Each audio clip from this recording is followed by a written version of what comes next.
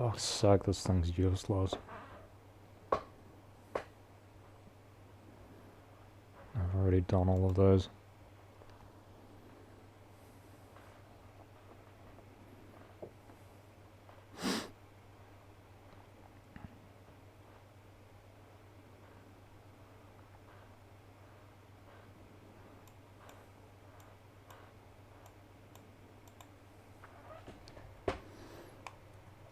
I'm never gonna get a girlfriend, bro. It's never gonna happen. I'm basically giving up at this point.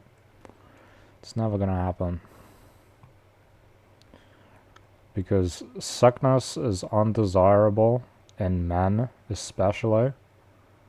So, if you're a man and you got sickness, first of all, you're not getting hookups. You're not getting sex. That'll never happen unless you pay someone for it. Unless you pay a prostitute, you will remain a virgin forever. Relationship, yeah, not gonna happen. Not gonna happen. Why? Because, and it's so much worse for men. It's so much worse for men. Tell me why. Pretty much every girl I know who has what I've got, chronic fatigue syndrome, has a boyfriend or a male partner. None of the men do. I know of one male who's in a relationship. Right? Men don't get relationships with chronic fatigue syndrome. It just doesn't happen. It's extremely rare. I would say, basically impossible. Basically impossible because women care about that stuff a lot more. A lot more. For some reason they just do. There's a statistic that, when women get sick, men are more likely to leave them. Right? But when it comes to getting into relationships, I would say women are far less likely to want to get into a relationship with a man who has chronic illness, can't work, can't drive, doesn't make much money,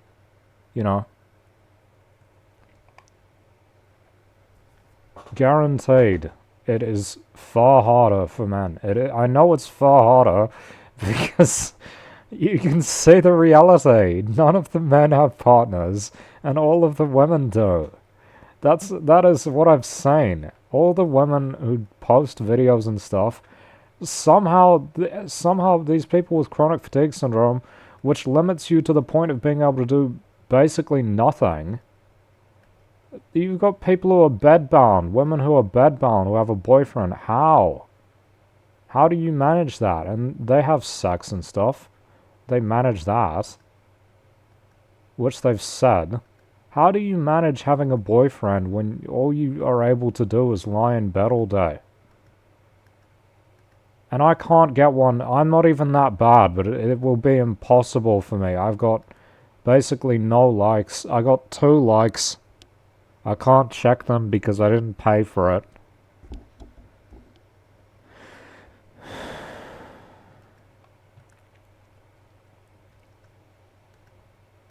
Actually crazy. Actually crazy. It's totally lost. You have no chance. It's all over. You might as well kill yourself because you got nothing to live for. You're not going to leave a legacy. You're not going to have kids. Your life will have been for absolutely nothing because the things that actually matter, you won't be able to have anything to do with.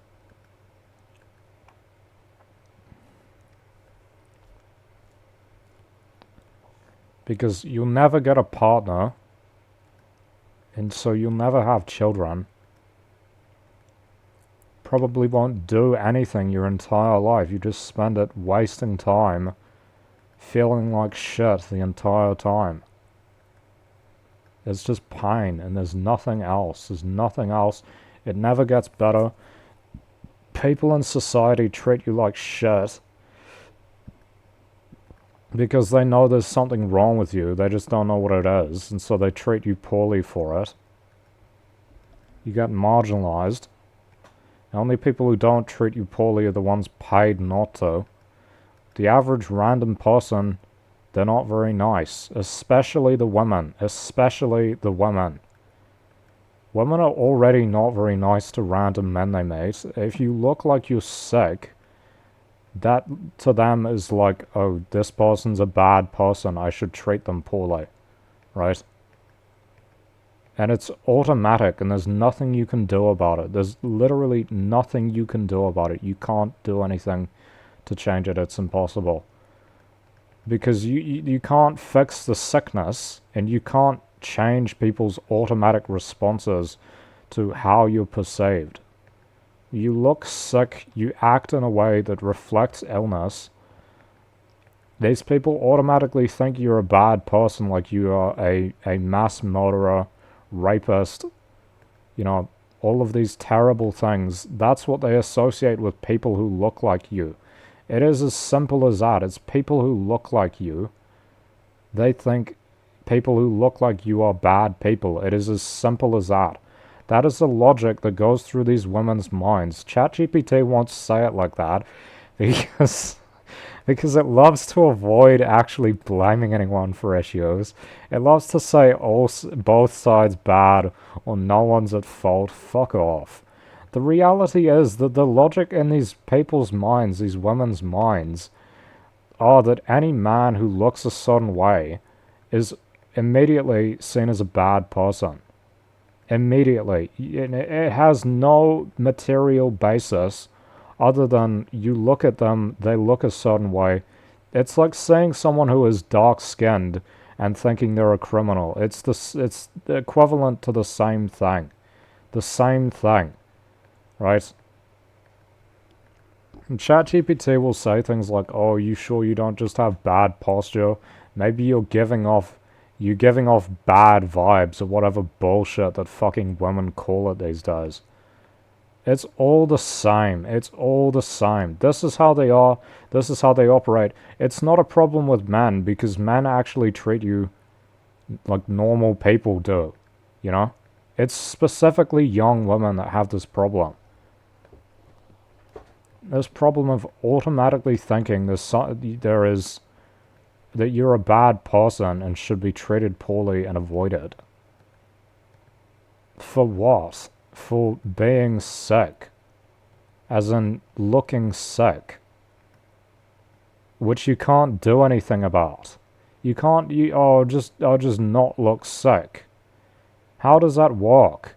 It's funny because the things that women all say look attractive are essentially just a person who isn't sick looking. A person who has the traits of a person who is in good physical health. And then they turn that into anyone who looks this way they say must be a bad person. If you look like this, you must be a bad person. Because why else would they have this bad feeling when they look at you? This is women's logic. This is young girls' logic. 20-year-old women's logic. Is if you look a certain way and that makes them feel bad, there must be something wrong with you because otherwise they wouldn't feel bad by looking at you. That's what they say. That's their logic, right? They say, they have their intuition and shit, which is just prejudice. It's called prejudice. That's called making assumptions and then acting on them based off of nothing else. That's literally what it is. And it's like, what can you even do about it? Nothing. There's nothing you can do. You can't do anything about it because the women are set and the sickness is set. Because the women's culture that they all follow is a set thing that won't change. No matter how much you try to change it, in order for it to change, you have to actually meet these people a bunch of times, and they have to actually try to understand the situation. I doubt that happens. I've never even been given the opportunity for that to be the case, right? I've never been given the opportunity because, they just don't like you. They just don't like you. That's how it is. And it stays that way. If they don't like you, they avoid you. And you'll end up having nothing to do with them. And they'll go on with I've done a great thing by avoiding that person who looks like a bad guy for some reason.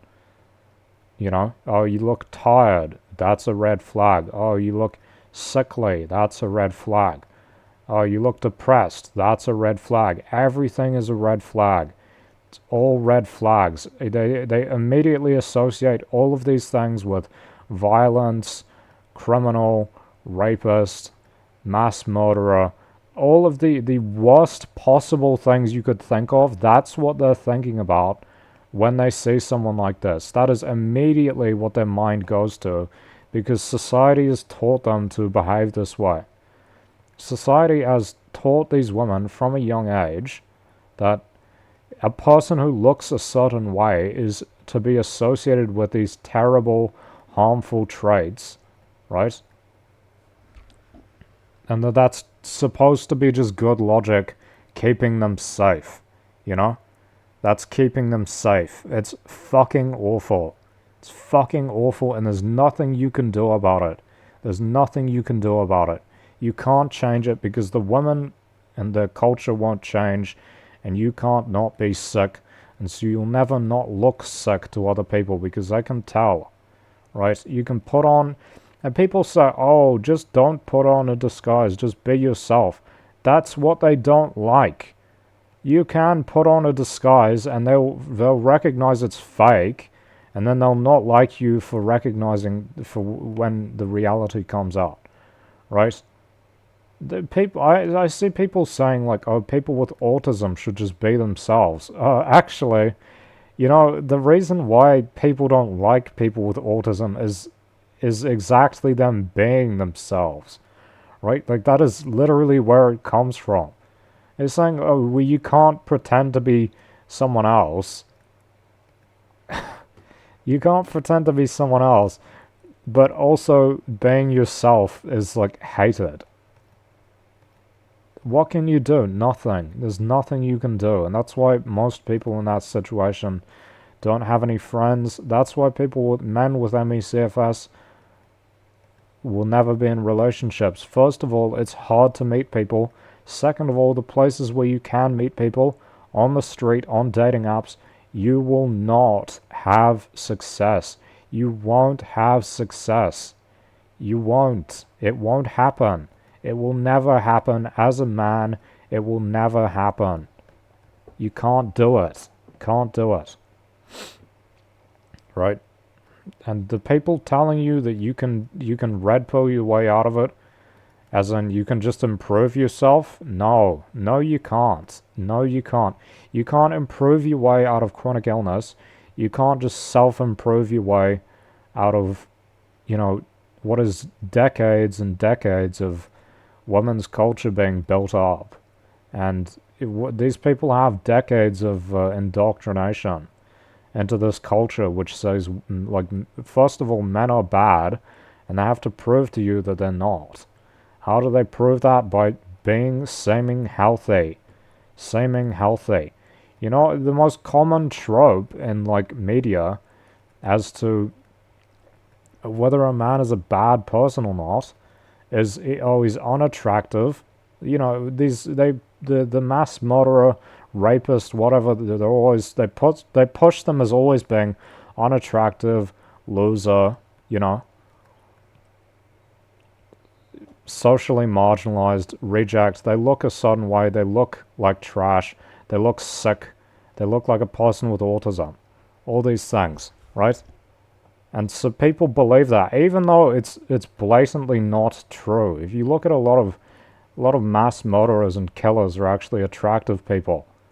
Seriously. But no one wants to say that that's the case. No one wants to make media that shows, what is a reality or a balanced picture. People rely on stupid little superficial things. Like if a guy's unattractive, he must be a bad person. This is a logic that people have. If a person is unattractive, especially if you're a man, men who are unattractive are associated with what? Crime. Associated with being violent. Even though it's not true. Being unattractive doesn't make you a violent, criminal, rapist, mass murderer person. It doesn't do any of those things. Sometimes people who do those things happen to be unattractive, But it's usually not one thing causing the other. And again, a lot of people who do those things are attractive or are normal looking. They just like to make characters in media which show all of these socially negative, socially disliked things that are disliked in society, and they pile them all onto one person and make them the worst person ever, and it's like some crucifixion thing, where they create these characters which are the worst thing someone can conceive of in society, and then they dance them around on the screen, and then usually have them killed or sent to jail at the end of it. And it's like, this makes people feel good, right? They don't care that the image that they set up, that people end up believing in, because they see it so many times over and over again. They don't care that that has an effect on like actual people's lives. The simple one where a man being unattractive is associated with, say, like crime and other negative aspects that have nothing to do with most people is insane. And even just people's focus in society on pointing out bad physical attributes, or one I've seen is they Photoshop people to look unattractive and then post these photos of them looking unattractive, and they're not even real. Not even real photos. It's not even a real critique. It's something that they've made up. It's this really stupid low-level form of criticism, this ad hominem thing, where they can't think of an actual argument, so they just say, you look unattractive, or you're overweight, or they start calling you names or something. Names about things that society thinks are bad, right? Yeah, it's fucking bullshit. As I've said, if you are a man and you have chronic fatigue syndrome, the chances of you getting into a relationship are basically non-existent. It's basically impossible.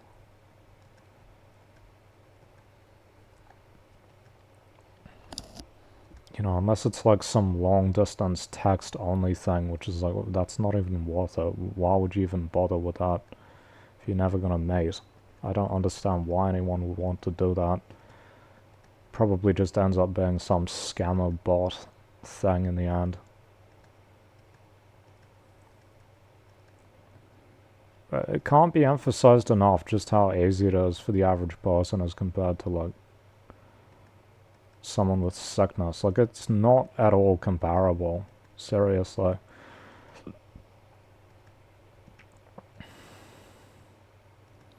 You think like the absolute, not absolute, but one of the best case scenarios is probably like ends up being someone who feels bad for you, which is just pathetic and just fucking shit.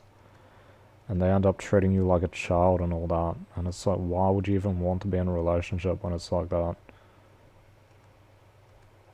It's just fucking trash. They see you as inferior. That's where it comes from. If you study the nature stuff on pity and what that has to do with, pity is saying someone is inferior. People only pity people that they see as less than themselves. It's contempt. It's a disguised form of feeling superior to someone else. It's like, what is the point of a relationship if you're not at least equals with the other person, I wouldn't want to be in a relationship where you're not considered equals regardless. It just sounds like shit. It sounds like it'll be terrible. No, that's probably impossible. That's probably never going to happen at this point,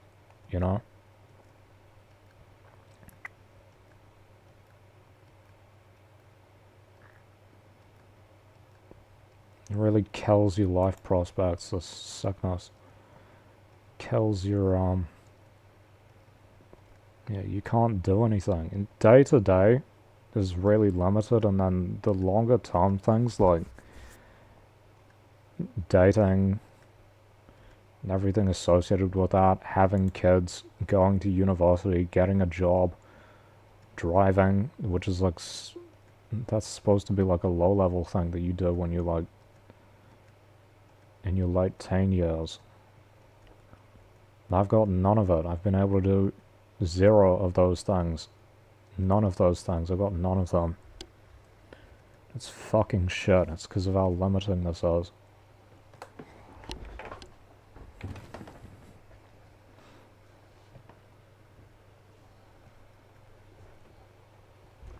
This camera's so annoying.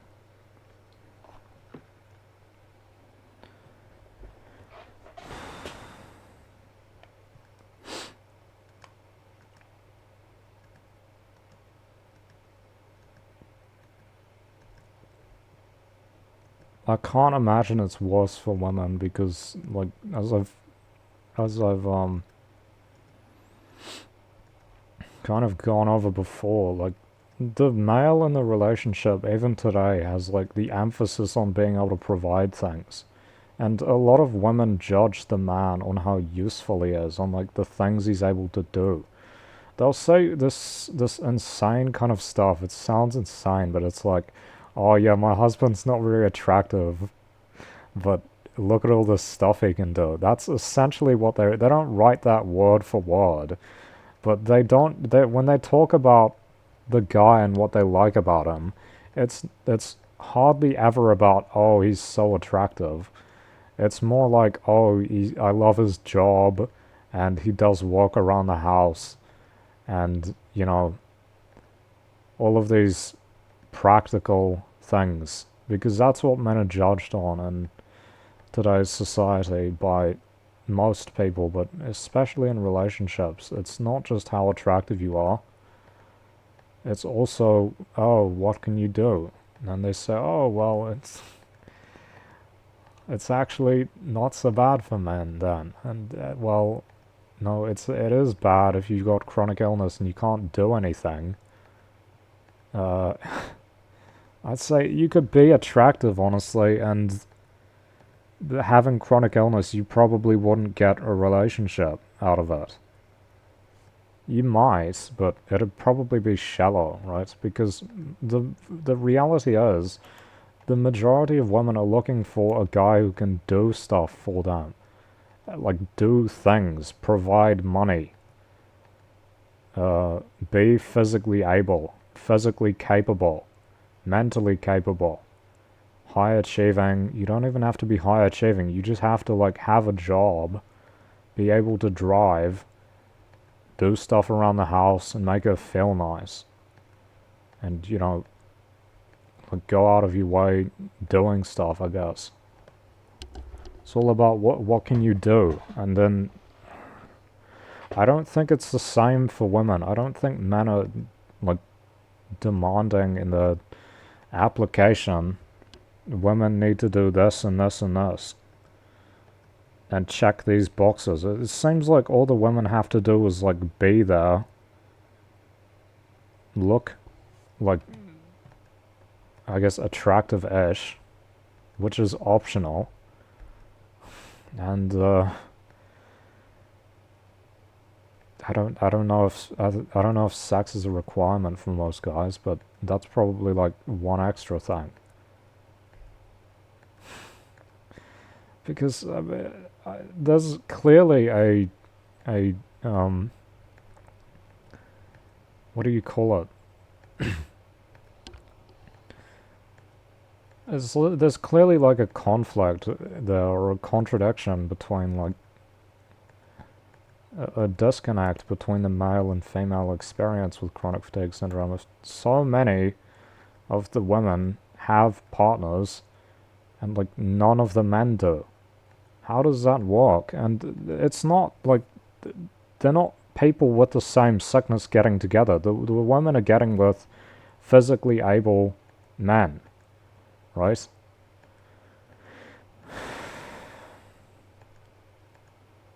Whilst having, like, very limiting chronic illness, sometimes they're bedbound, most of the time they're housebound. You know, I'm kind of somewhat housebound. I can't really go places. Kind of stuck in the neighborhood. I go for walks sometimes, that's about it. I can't see why it would, like, it's because the expectations are different, right? The woman's not expected to do anything.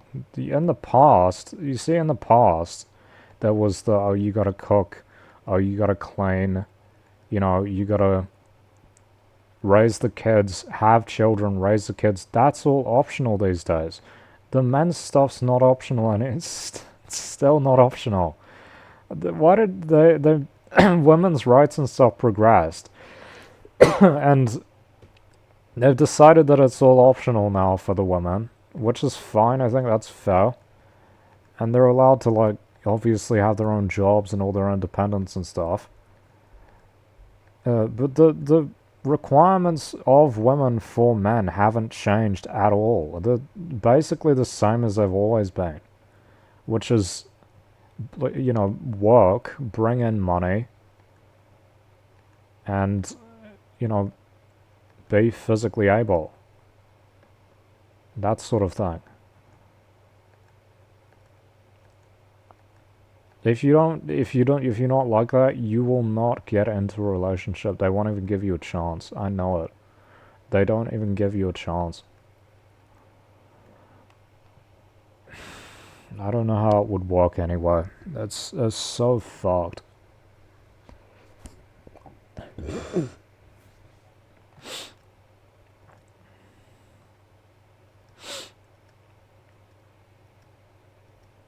It's just totally lost. Like, you don't even have a chance. Which is fucking awful for, like...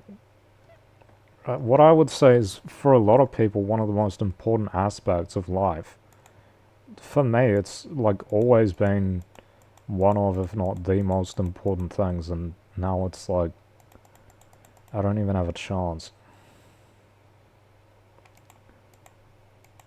It's fucking over. It's already been over, you know? You just gotta realize it, basically, because there's basically nothing you can do, and it just sounds like nihilism, but it's just the reality, because until there's a treatment for sickness, which will probably never in the next 50 years happen, that's my estimation, it'll take them more than 50 years, I'd say. It's already been 40, and they've got basically nothing done.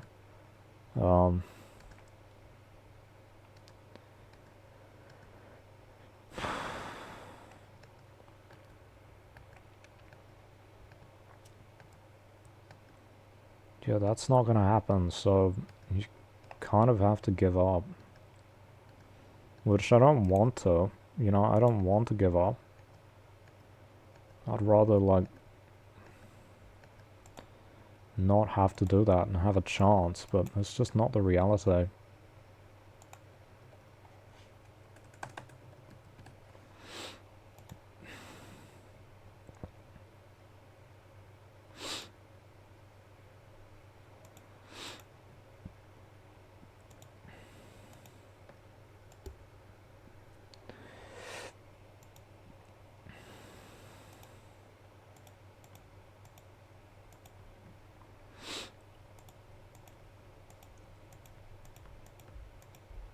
It's kind of stupid, I don't know why I'm doing this.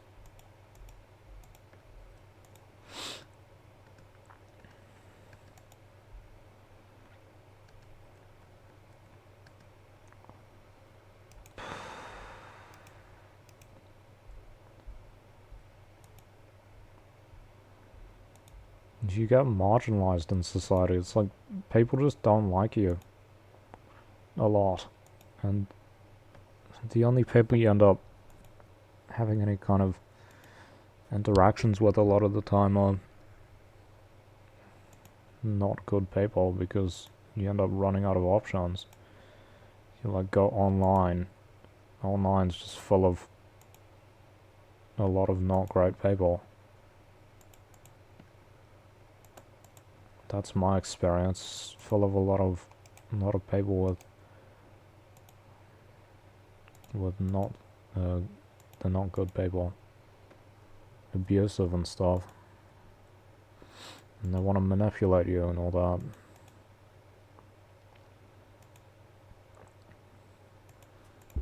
And the people in society don't like you because they're like, oh, there's something wrong with you. And it's like, yeah, I mean, there is.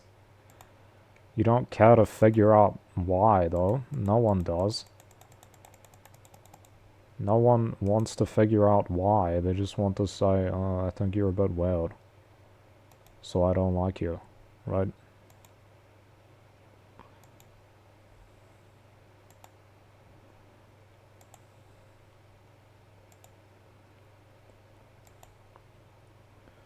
It's like how people with autism get treated. They get treated like trash just because people don't like them.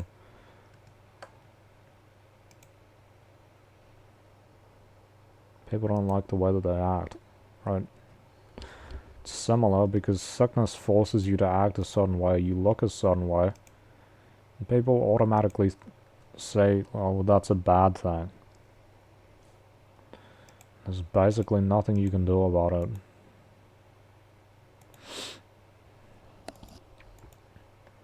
I can't just feel more energized and then look more energized and be less tired. It doesn't work like that.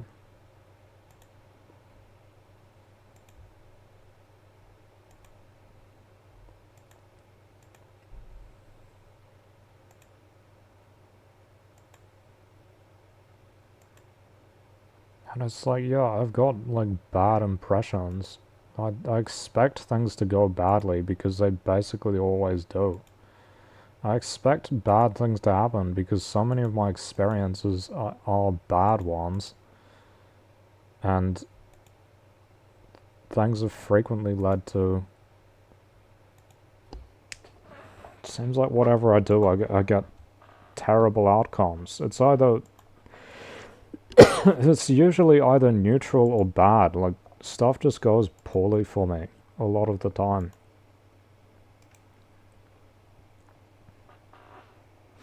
What is that, the British flag?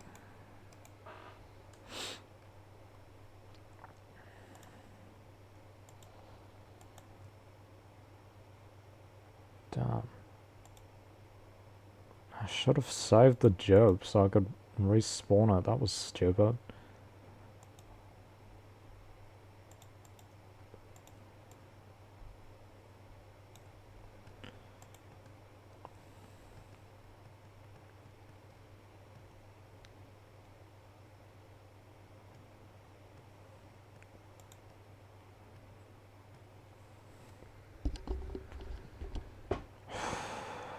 And it's like, you can't just turn off the thing that says you need to get into a relationship, or the thing that says, oh, you need to like have social connection. You can't just turn it off. You can't just say, oh, well, I'm not going to get that, so I guess I'll just stop feeling that way.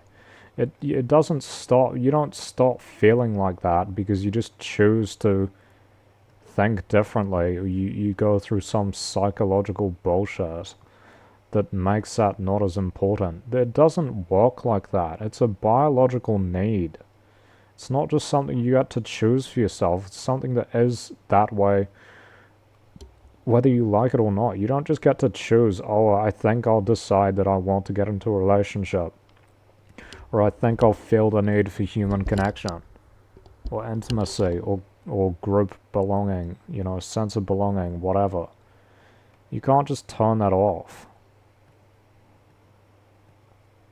Anyway, I don't know why I even bother talking about it, because 99% of people, it's greater than that, can't understand at all. They can't understand, they won't experience anything close to it.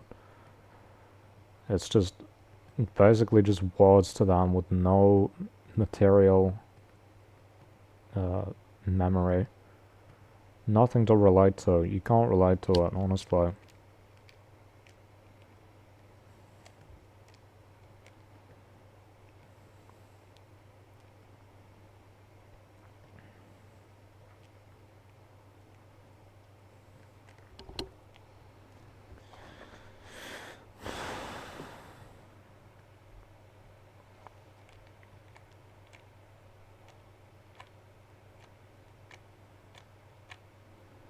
Even ChatGPT says, oh yeah, you should probably just give up.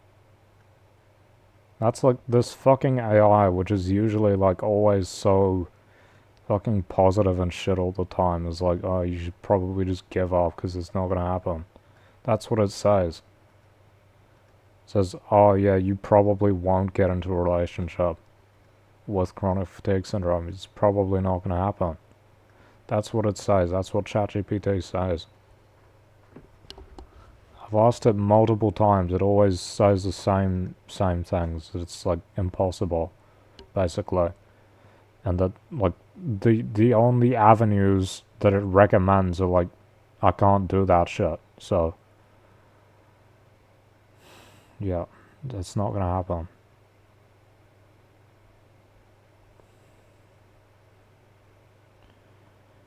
I don't even interact with people daily. I used to on GTA, but that was just... I don't like those people. I don't like GTA players. They're not nice people.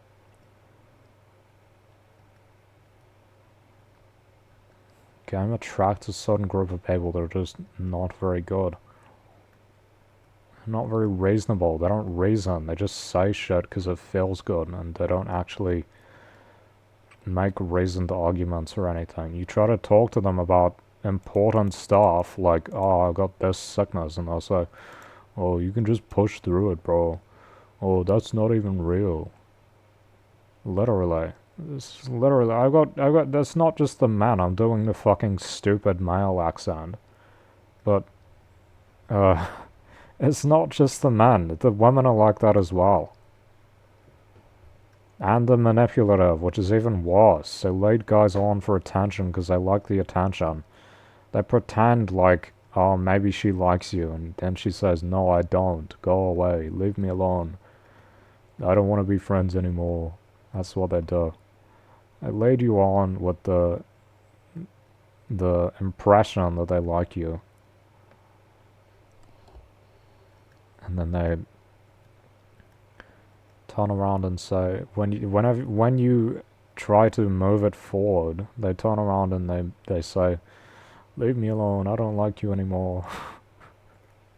That's exactly what happens. They pull away as soon as you try to get close to them. It's absurd. But then they keep wanting to... They drag you along in this stupid relationship, which is like, what are we even doing? Does she want to be in a relationship? Why is she giving me so much attention? Blah, blah, blah. No, she just wants to use you, bro. That's what these women are like. That's what this certain type of woman is like. They just like using guys to get attention from them. They actually have no intention of forming a relationship with anyone. It's a really disgusting class of woman. One of the worst types there is, seriously, because letting someone on fucks people over so badly. You think you've got something going with this person, you've been talking to them for literally weeks, and it's to the point that you've got like multiple other random people that you hardly even know saying, oh, are you guys dating? Are you guys dating? Are you guys dating? Many people saying this, thinking it's happening. And as soon as you get to the point, you try to move it a bit closer, they get really upset with you. Stupid fucking bitch, honestly. Stupid fucking person. What's wrong with these people?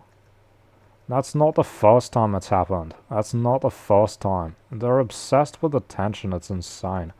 And they know they can get it. This is the thing. They love getting attention, and they know that the easiest way to get it is to pretend that they're attracted to men, who then they're not actually into, right? The thing is, so by leading them on, they know that the easiest way to get men's attention is to lead them on romantically, right? With the... Even if you say, oh, I'm not into relationships, guys, he's still going to think he has a chance because you keep talking to him over and over and over again. You keep joining his games. You keep sending him messages, keep sending him DMs. These are two different cases, but regardless. They only pull back and like fucking block you and shit when you start getting closer to them, and then they're like, oh, no, this isn't what I wanted. I just wanted to lead guys on and get lots of attention for it. I didn't actually want to get into a relationship with anyone. What are you doing? See? Because they do it to guys that they're not actually attracted to. They give them all this attention. She's not actually into you. She just wants to take advantage of you, right? To make herself feel good with attention and validation. Why can't she get that from her female friends, bro? Why can't they get that from their female friends? Maybe because women don't actually like them. Possibly, right? Maybe because women don't actually like these people. I wouldn't be surprised. I wouldn't be surprised at all if the reason why these people are constantly contacting men, leading them on for the sake of attention, is purely like because they can't get female friendship, because women know what kind of people these women are. There are levels to this shit, right? You never know. The average woman on the street could actually be a good person, but I'll never know that because uh, they don't like people like me. So it kind of leads you to assume the worst. You kind of think the worst about yourself, and then you think the worst about the other person. That's kind of just what happens. When it is so frequent, you start to think, okay, there's obviously something wrong with me. I already know that. There's obviously something wrong with me. I've got sickness. I look sick. I look bad. I look terrible. I know that. But it can't be a coincidence that it's only one group of people that acts like this. Older people, male and female, usually just ignore me. Or they say hello, which is okay, whatever. Um, Men, they either ignore me or they smile, young men, or they give some form of acknowledgement, which is kind of nice. I don't know why they do that, but I guess it's like camaraderie or something. And then women, it is like greater than 9 times out of 10. It's ignore slash contempt or disgust look slash they look in the opposite direction. They do this performative thing. I don't know if they do it on purpose, if it's supposed to look performative. They look in the exact opposite direction of wherever they are. They make a point of turning their head and looking in the other direction. I've seen this happen so many times. It's like, it's so fucking obvious what they're doing. What is this? Is this just another... I don't understand if it's supposed to be taken as contempt because of how obvious it is. Like how blatantly you see someone walking on the street beside you or on the other side of the street and you turn your head to look in exactly the opposite direction. That's so weird. That's so weird. I understand not looking at people, but like making a point, it seems like they're making a point. Because I've seen multiple do the exact same thing. And it was to the point that I like asked a question to ChatGPT because the same thing happened like 3 times in a fucking week. Or it happened more times in a longer period than that. They turn their head, they see you, then they turn their head to look in the exact opposite direction and keep walking like that until they passed you. I guess the least of it could be it's like a do not interact thing, right? But um, it just seems so over the top. You know, you could just not look at the person. You could just avoid eye contact. You don't need to turn your entire head to say, what's wrong with me? This is like, they feel they need to do that. What am I doing wrong? What am I doing? You know? barely anything. And it's not all of them that do that. Sometimes you get eye contact. One in like very few, maybe smiles. That's super rare. Happens like minimum number of times a year. Minimal number of times a year. Even though I go out for walks basically every day. I don't even see young women all the time, I just see them sometimes. Yeah, I wish that they liked me is like... It's not even I wish that they liked me, it's like I wish they didn't see me as a bad person when I've done nothing wrong.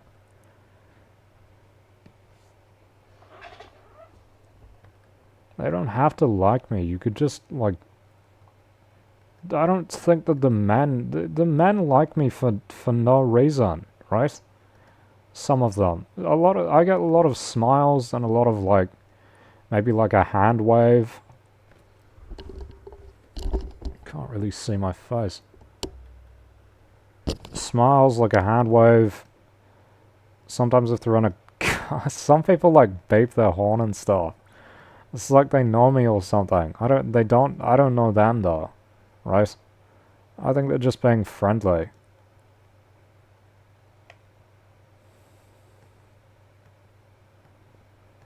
It's so lost, bro. It's so lost. Game's fucking lost. It remains the fact that the only women I've ever had any chance were the ones that I've seen repeatedly. Multiple times and then built up a relationship over that. That's never gonna happen again. It's never gonna happen again.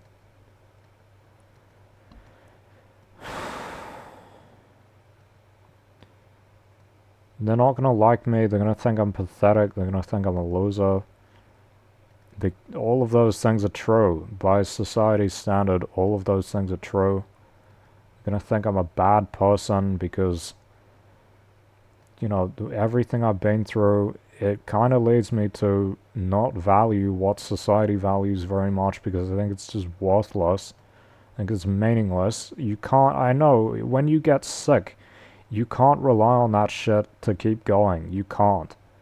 Okay? It forces you to be a certain way that people don't like in order to have any fucking grip on, you know, on keeping going. You have to be a certain way, and society doesn't really like that. Society likes a performance that a bunch of people put on. Most people put on a performance. I don't have the energy for that. I don't have the energy to put on a performance, and so people see me as a bad person automatically by default for simply not doing that a lot of the time.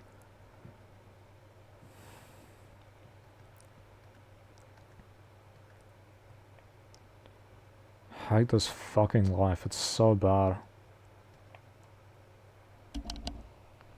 You really couldn't ask for worse. People in poor countries get relationships. You know, people living in refugee camps have relationships. They have kids, you know. It's rough, but it's possible. It's doable. That's not doable for me. They have friends as well. They make friends, you know. Basic human connection, all the stuff I don't have, they've got it. They don't have money, they've got most other things that I don't have. I don't have any of that shit.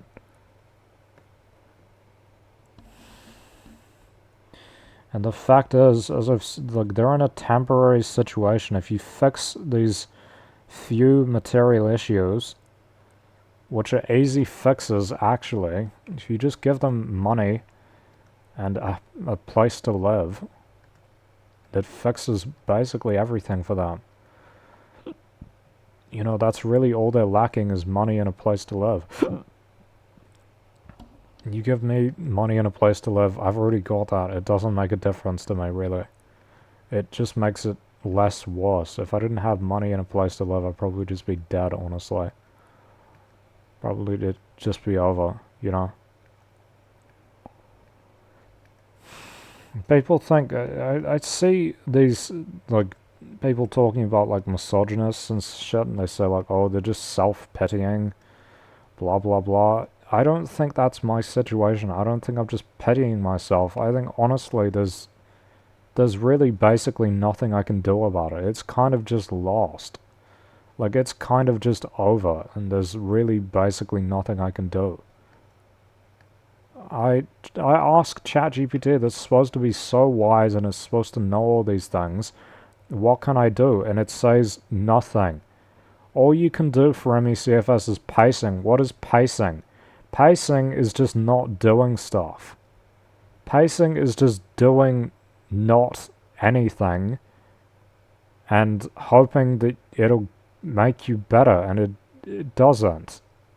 It just makes you not get worse. It's just, you don't get worse. That's literally all that happens. You don't get better, you just don't get worse. And it's already bad. You just don't get, the recommendation isn't something that actually makes you better. It's something that makes you less worse, because if you don't pace, you'll get worse. And if you do pace, you just don't get worse. You don't get better. There's no getting better. It never gets better. It never gets better. It never improves. You don't ever not feel sick. You will always be sick. You will always be tired. You'll always be fatigued. And it'll never end, and it'll never change. That's all you can rely on. Because those are the facts.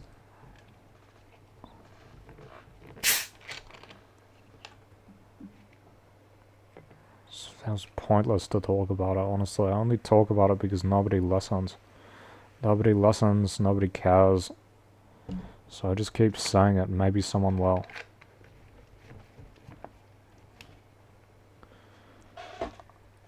It's literally to the point you have to keep fucking repeating yourself because nobody listens in the first place.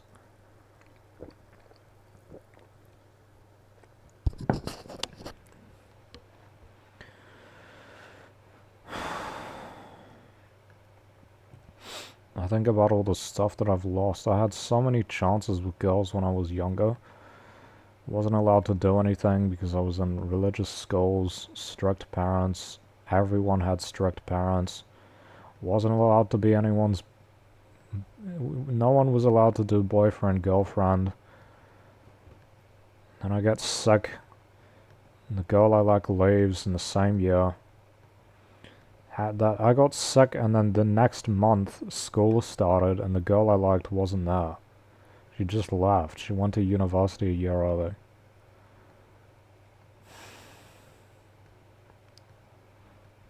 And then I dropped out a couple months in because I couldn't fucking manage it with chronic illness. Chronic fatigue syndrome. I couldn't manage school, so I had to drop out. I was fucking crashing all the time because I didn't know how to stop making it worse. Everyone tells you to just push through it, just work your way up. That makes it worse. It only makes it worse. It doesn't make it better. You can't work your way through it. You can't push your way through it. You can't work your way up to doing more. It just makes it worse. I hate this fucking life. And then they diagnosed me with mental illness later on. Couple years later, because my mother was obsessed with the idea that I had an eating disorder, even though there was zero evidence for it. So she took me to a fucking psychiatrist who decided I was mentally ill because they don't believe that chronic fatigue syndrome exists. Seriously. In New Zealand, there is not a single psychiatrist I've met so far. I've met like 6. Or...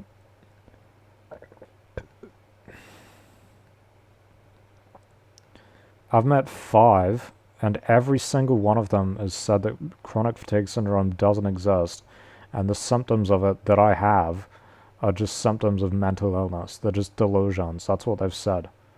That they're not real, that it's just like hysteria or something. Or delusional schizophrenia, that's the one that they say now. It's a somatization disorder. It's all bullshit. That's all bullshit. They literally say chronic fatigue syndrome doesn't exist. You don't have it because they say it doesn't exist, and the symptoms are mental illness. They say that because if they say it's that I do have physical sickness, first of all, they have to admit that they were wrong the entire time, which they will never do. Second of all, they don't get any control over me if they admit I don't have mental illness. So, it's impossible. And then they put you on medication that fucks with your head, makes you suicidal, gives you physical deformities, like gynecomastia. I probably got low testosterone because of it. I might even be infertile now, which I didn't even consider until like just recently because I didn't know that was a side effect. They put me on it when I was 19, right? Which there was no reason to do that. Absolutely zero reason to do that.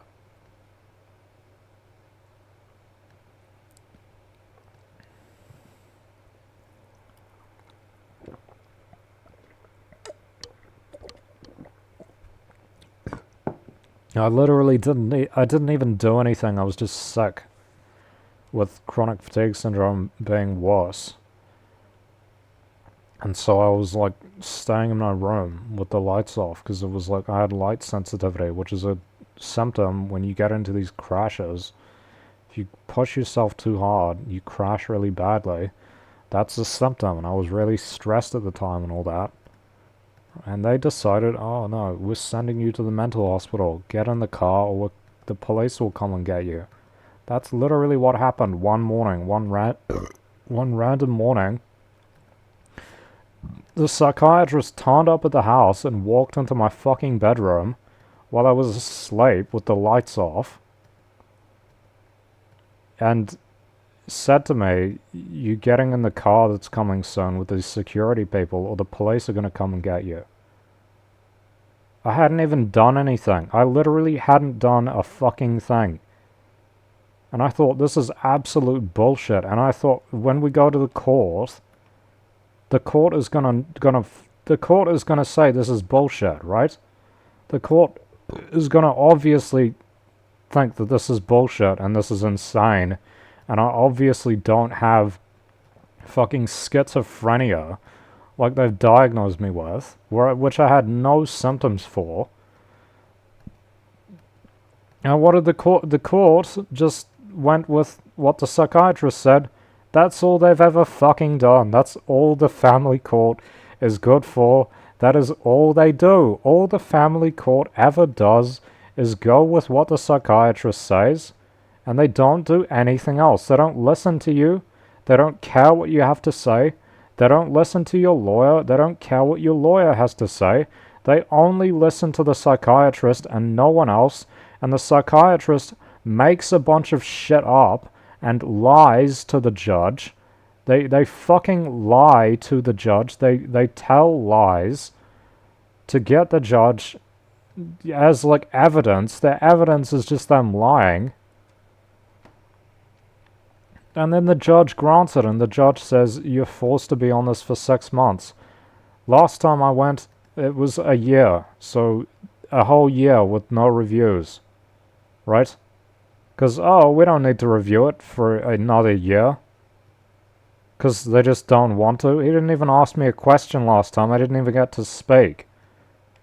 Because they don't give a shit. The family court isn't set up to actually listen to the person who's being forced onto the medication or their lawyer. It doesn't do that. It is only set up for the purpose of a rubber stamp, a stamp for the psychiatrist, which means the psychiatrist says, here's what we're going to do, and the court says, okay, let's do that. That is all it's for. That is the only purpose of it. That is what it does. You know, that is essentially the purpose, because that is all it does. If the purpose of something is what it does, the purpose of the family court is to be a rubber stamp for the psychiatrist. That's what my lawyers told me. My lawyer said to me, 2 times, 2 different lawyers, they said to me, the judge basically only listens to the psychiatrist. It doesn't really matter what we have to say. The lawyer told me that twice. 2 different lawyers on 2 separate occasions said it basically doesn't matter what you have to say to the judge because they're only going to listen to the psychiatrist anyway. They're not going to listen to you. That's what they said. And that's exactly how it went. That's how it always goes. Because that's exactly how it works. The lawyers know how it works. They've been through heaps of these cases. It's the same every time, right? The judge only listens to the psychiatrist and no one else. And the psychiatrist makes shit up. The psychiatrist just lies.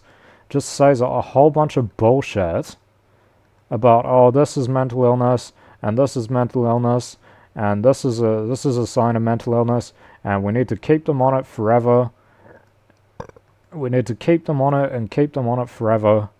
And you need to give me complete control of the situation. We need to force them to take it. And this person's completely delusional, and you can't listen to anything that they say because they're completely delusional. And of course, the judge didn't listen to anything I had to say because he didn't ask me a question. And my lawyer told me not to say anything unless I was spoken to, and then the judge never spoke to me.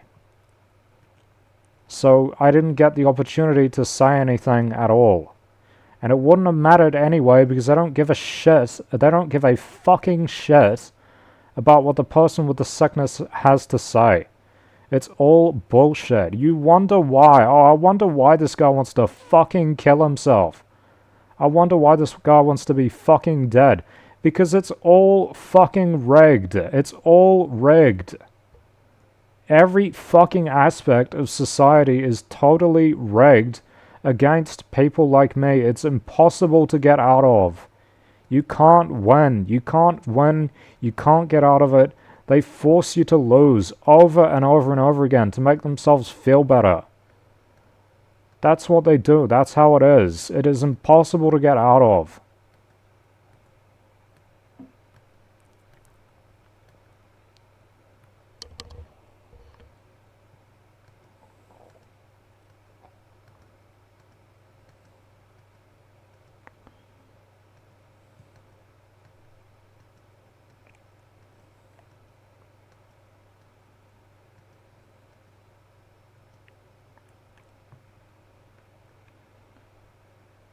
The sickness destroys like every aspect of you, and then society comes in and destroys the rest, destroys everything else you've got left. That's what it does. That's how it is, right? Because the society sees that you're weak and then takes advantage of you for it. That's how it is. Women and men alike. It's not a men's thing. This is not, oh, men are doing it. This is everyone. Everyone does this shit. Society does this to people. That's men and women. They all work together to wreck the lives of people like me. That's what they do. It's not some stupid conspiracy theory. That's how society works.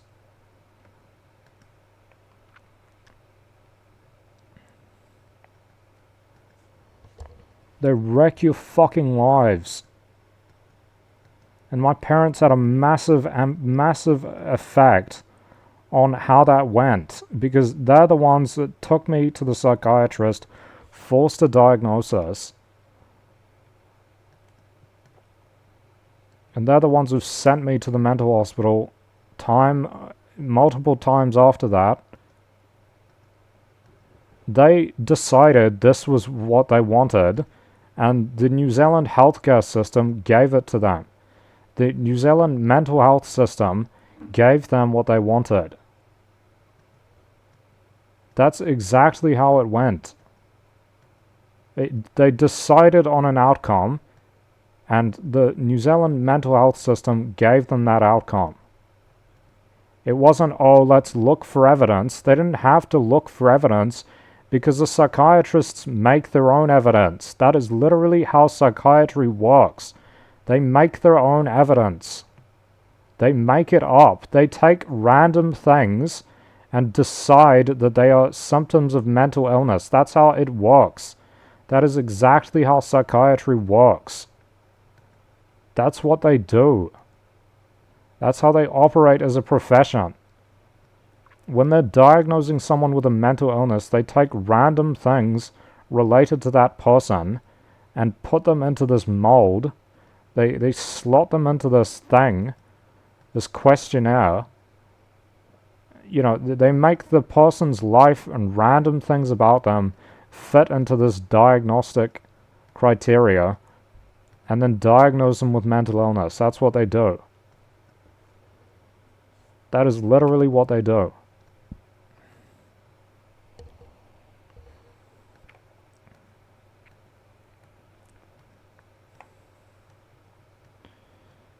God, I fucking hate being alive. It's just painful all the time.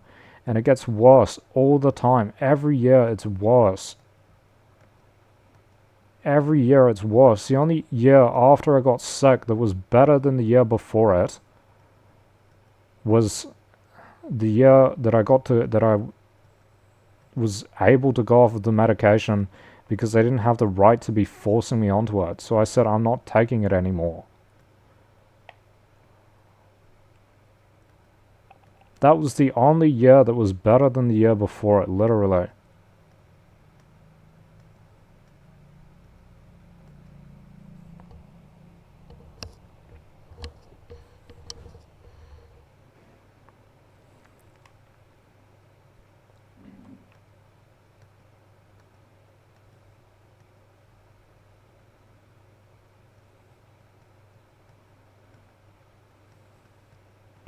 Just keeps getting worse all the time and nobody fucking cares. And all I have to see all day and hear from people, their stupid little issues, their stupid, extremely easy lives. That's all I get to hear about. All I ever hear about. All I ever see in the media is minor stuff, unimportant things. Stupid little issues that aren't really a big deal. That's most of the media. That is the vast majority of social media. It's stuff that isn't important. Stuff that is tiny, insignificant, hardly affects people, is turned into massive issues because these people have literally no other problems, so they think that the stuff that they do deal with is like extremely important, and it's not. It's not important at all. It's not severe. It's not significant. It doesn't really matter, honestly.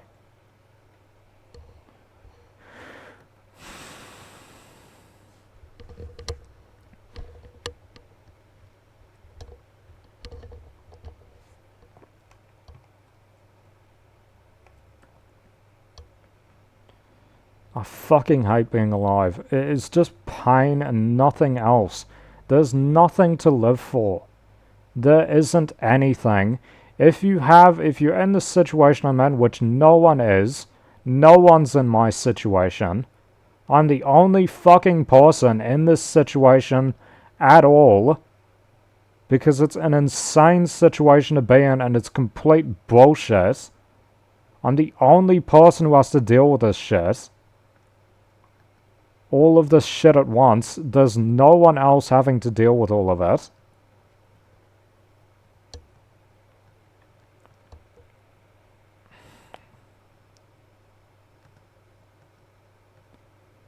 So why would you not want to kill yourself? Of course they don't get it. Of course they don't get it. They don't have to. They will never have to deal with 1% of this. Oh yeah, when their child died. Oh, their parent died. How sad. I don't care. That's so insignificant. It doesn't matter. It's one thing, it lasts a short while, and it's final and it's permanent. Seriously, what are they talking about? That's not a big deal. It's there and it's gone. It doesn't affect you throughout your fucking life except mentally. You know what does affect you biologically? Forever, being forced onto fucking drugs that affect your hormones and affect the way your brain works. That affects you permanently, long term, especially while you're forced to take it. right? People are talking about, like, the second and third and fourth and fifth, like, disconnected effects from the original issue. When they're talking about, like, what's important, they're talking about, like, oh, the trauma. Oh, trauma. Like, oh, trauma's a really big deal, guys. Childhood trauma. Oh, traumatic events. Shut the fuck up. How about everyone who's dealing with actually significant issues in the fucking moment? All the time. How about people who are dealing with issues now? Not people who have some mental discomfort about some past event. How about people who are suffering now? How about that? They don't fucking care about that shit because they don't deal with it. That's why they don't care, because they don't deal with it. Seriously. They don't fucking care about that shit because they're disconnected from it. So they have to talk about, oh, childhood trauma, traumatic events, PTSD. Shut the fuck up. That's all bullshit. It is so insignificant compared to constant, permanent suffering that never ends. Physical stuff. Real stuff. Actually significant stuff. What are they talking about? Such bullshit. Honestly. They only say that shit because it's like, oh, we need to make everyone a victim. Everyone can be a victim. Everyone has this.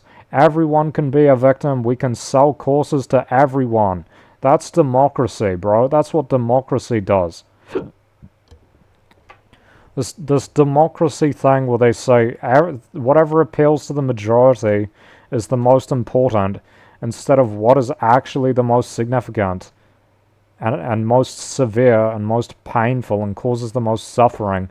No, they say, oh, it's actually what appeals to the most people, not what is the worst, right? What are they talking about?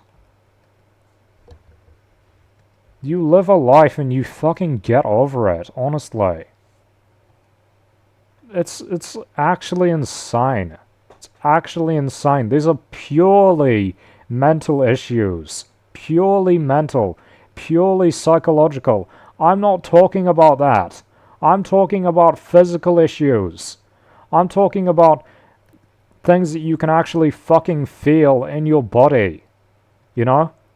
Like fatigue and tiredness that is severe and profound. I'm talking about the effect of these drugs, like the anti-dopamine effect, that makes you physically unable to enjoy things. Makes you unable to feel stuff. I'm talking about the hormonal issues it does that makes you want to fucking kill yourself. That has a drive to do that. Not because you keep thinking about something, but because your body is literally telling you that's what you should do. What are these people talking about? It's insane. It's like that does not matter in comparison. It doesn't matter. If we take this matters and this doesn't, okay? The physical issues are up here and the mental stuff is down here. Seriously. Oh, I feel sad. They're like, oh, I feel sad. Okay. You're gonna feel sad for decades. Come on. If you wiped these people's memories, there would be no problem.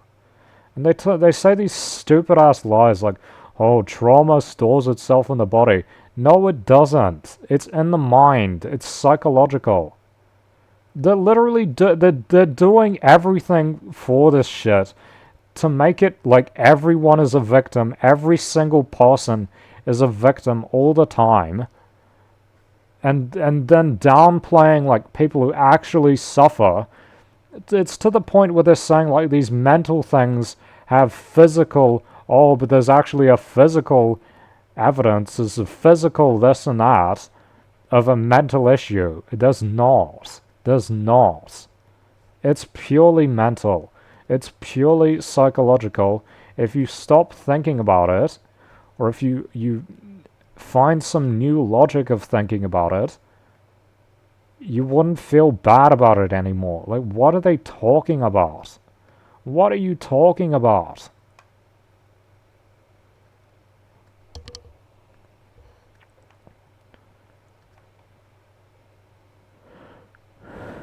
I suffer from the issues that I have now and constantly and forever, unless something is done about it. That's not the same. That's not the same at all.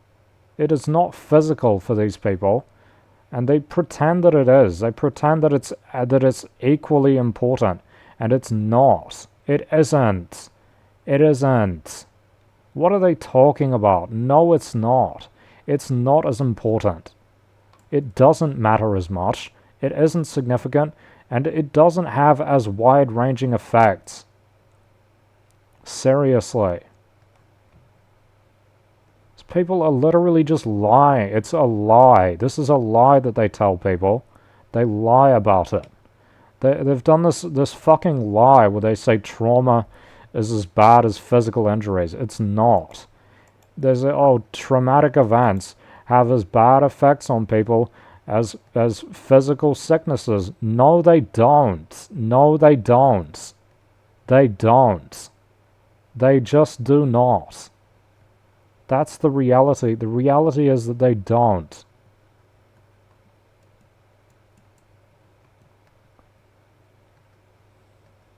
It's fucking bullshit.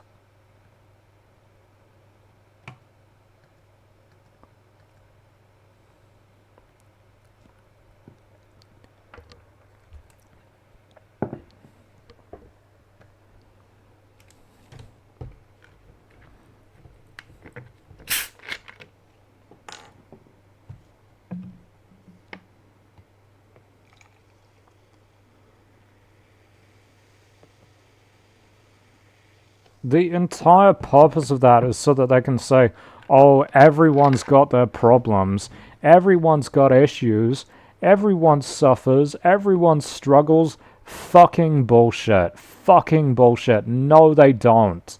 No, they don't. This is like they say, oh, rich people struggle too. Hardly. Hardly. It's so easy for them, though, isn't it? It's so much easier. These are lies. These are lies to make everyone into the victimized class, and then therefore the actual victims get ignored because everyone's a victim, then nobody is. That's how it works. That's how it's supposed to work. That is what they do. That is what they do, bro. Seriously. When they talk about they're investing in mental health, but like the vast majority of the suicides are men, are they investing in men's mental health? No. They're investing in everyone's. What does that actually mean? Oh, people with childhood trauma and shit. That's what they're investing in. That's what they're going to be investing in. And doing like fucking autism diagnosis and shit. And ADHD diagnosis. That's what they're going to be doing with it. Are they going to be investing in men's mental health? Absolutely not. And they're going to say, oh, well, men don't go to them anyway. You know why men don't go to them? Because they're fucking terrible to men. Because they're fucking terrible. That's why. People don't go to them because other people have bad experiences. Because they're not very good. Seriously. It leads to bad consequences for them, so why would they go?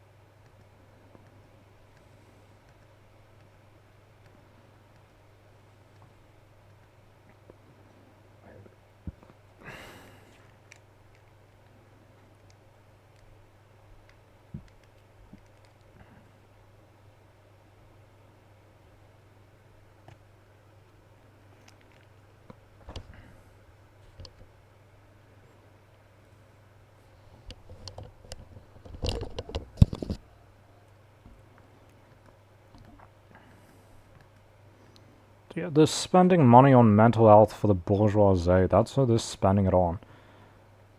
It's for people who don't need it. I guarantee it. The people who need it won't actually use it. And it'll be mostly used by people who don't need it, therefore.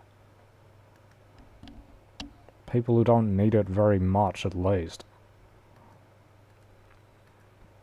Or at most, I don't know.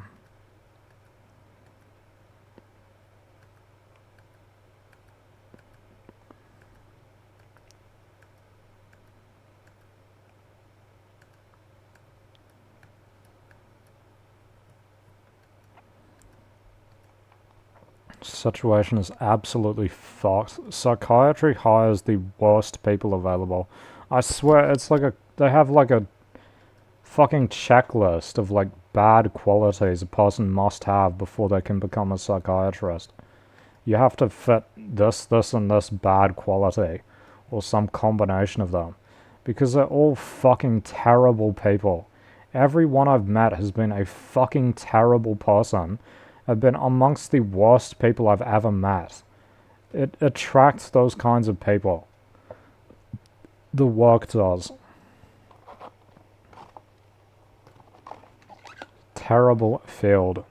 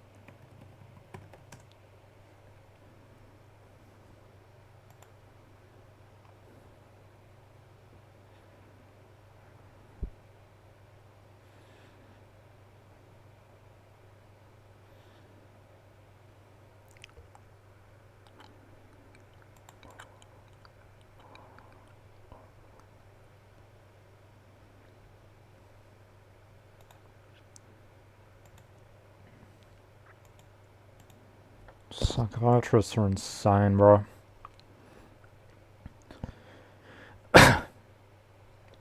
Like, consistently the worst people I have to deal with are the psychiatrists and the fucking judges at the family court. These are the worst people.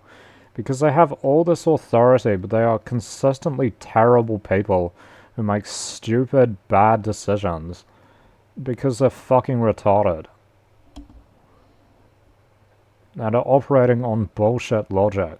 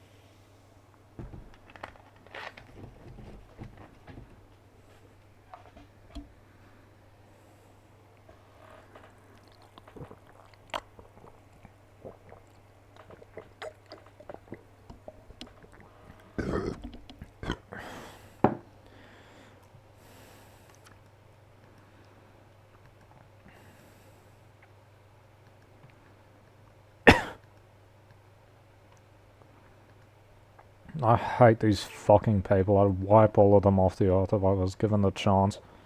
Disgusting, subhuman degenerates. That's what these people are. They're always that way. They never change. It attracts the most degenerate, subhuman people around. And the next one is going to be just as bad as all the others, I guarantee it. They're all fucking terrible. They're all fucking terrible. Terrible people. I've actually seen 6. I forgot about one. I've seen 6, and they've all been fucking terrible. Every single psychiatrist I've ever interacted with has been fucking terrible.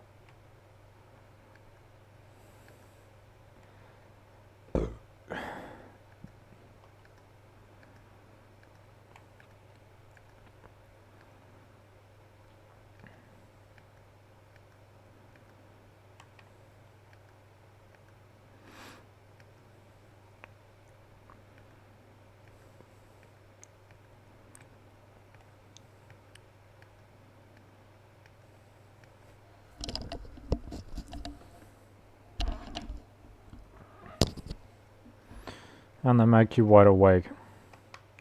A week and 3 days.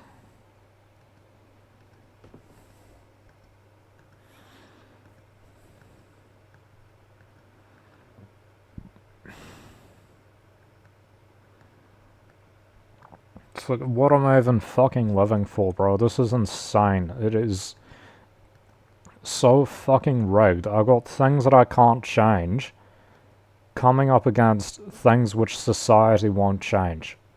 So I'm not able to, and society is unwilling. Society is unwilling to let me go off of these harmful drugs. Society is unwilling to give me a chance because I've got chronic sickness, chronic illness, right? So I can't make friends, and I can't get into a relationship, and so I can't have kids or any of these things. Society is unwilling to, have a job available for me. I can't really do anything. This is unwilling to even just pay me a reasonable amount. Society doesn't want to pay me a reasonable amount to live off of. Instead, I get a really small amount per week, which is less than half of minimum wage. And it's less than you get if you're just an old person over 65, which is insane. Because how are their costs more than a sick person's? They're not. They can literally still do stuff. It's insane.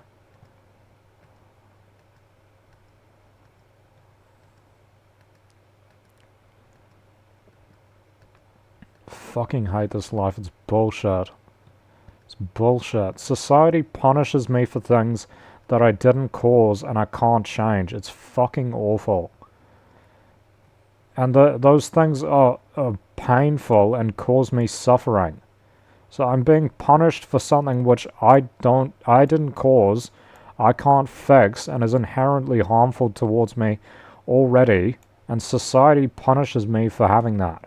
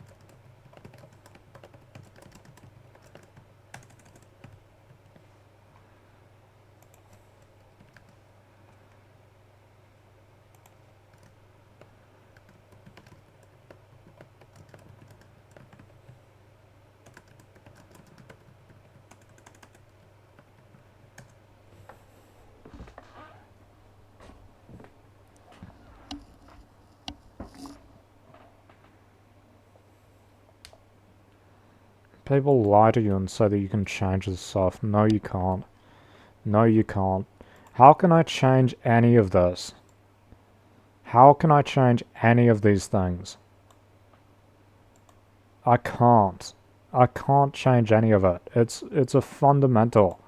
Because the sickness is fundamental, so everything that comes from it is also fundamental. Society's reaction to it, I can't change that. I can't change it. And no one else wants to. This is the thing. I'm not able to change the things that put me in this situation, and society at large doesn't want to change any of the things that keep me there.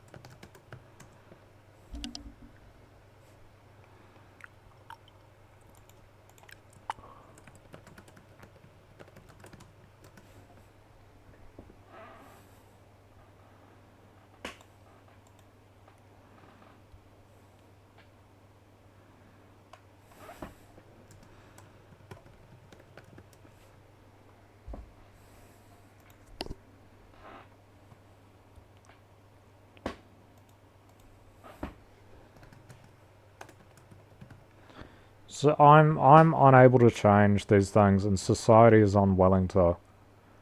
And so there's the difference. Society doesn't want things to be different, and I can't change the things which make them treat me like this.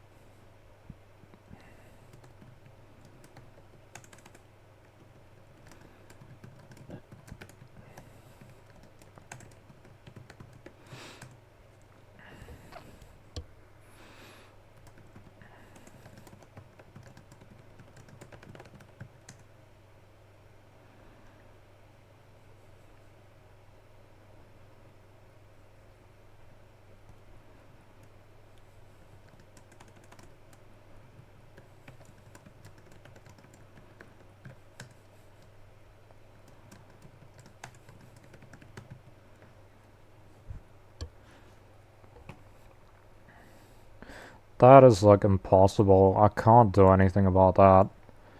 This, I keep trying, I try and I try and I try, and it fails every time. Because this is actually impossible for the person who has it to get rid of. It is actually, and the lawyers have said this to me, it is basically impossible for a person who was diagnosed with severe mental illness to get rid of that label. It is basically impossible for you to do that. It is basically impossible for you to get rid of the mental illness label. It's basically a brand, and once it's on there, it's impossible to get off. This will only improve if welfare increases, which it's not going to a high enough rate, because there's only one party in Parliament that wants to do that, and they don't get enough votes. They're not even in government.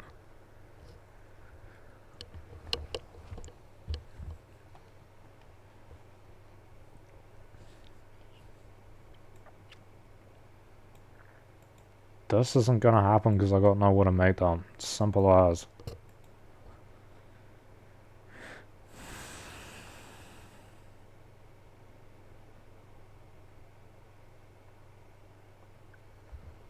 This is fucking hell.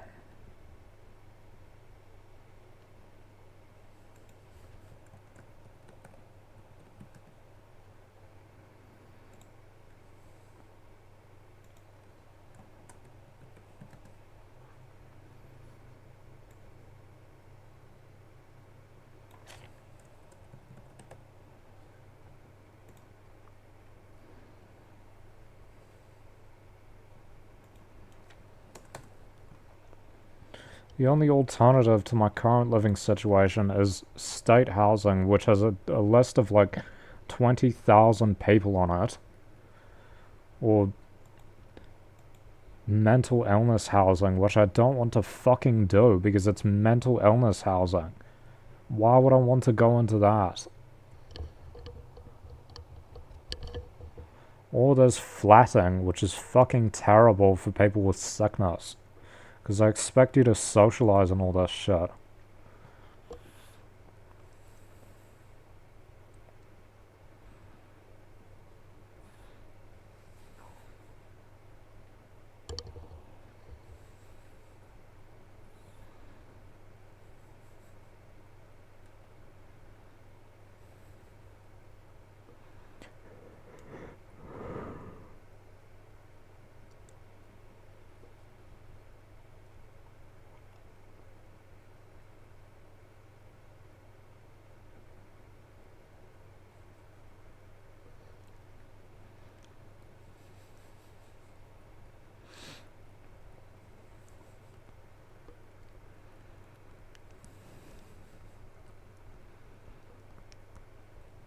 Feeling like an object of regular discrimination or prejudice. That's literally just what happens to me.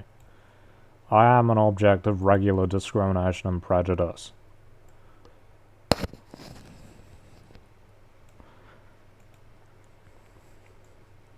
Taken advantage of all the time.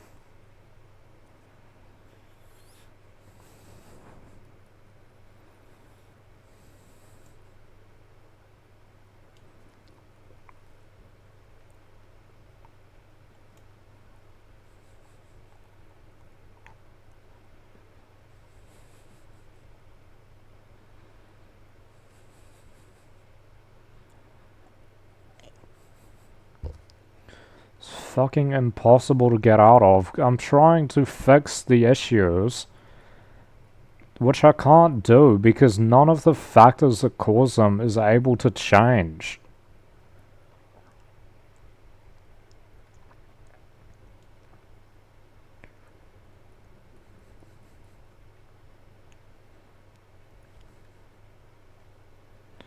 This and this would make me feel better if they were fixed, and these ones would make me feel less worse. And this would, I guess, be better because I'd be able to do this one.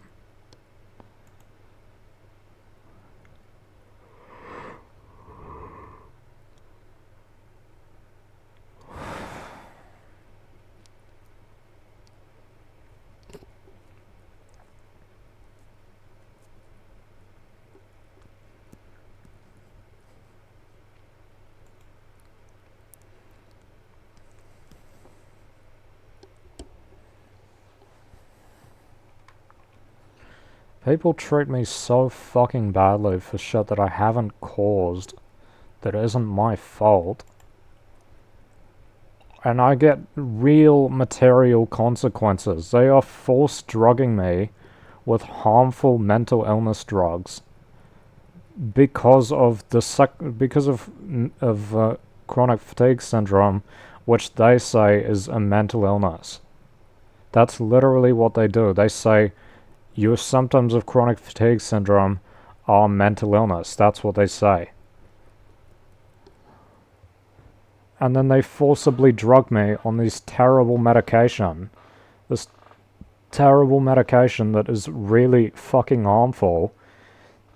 Extremely harmful stuff. And they're just allowed to do that, and there's no consequence. And there's nothing stopping them.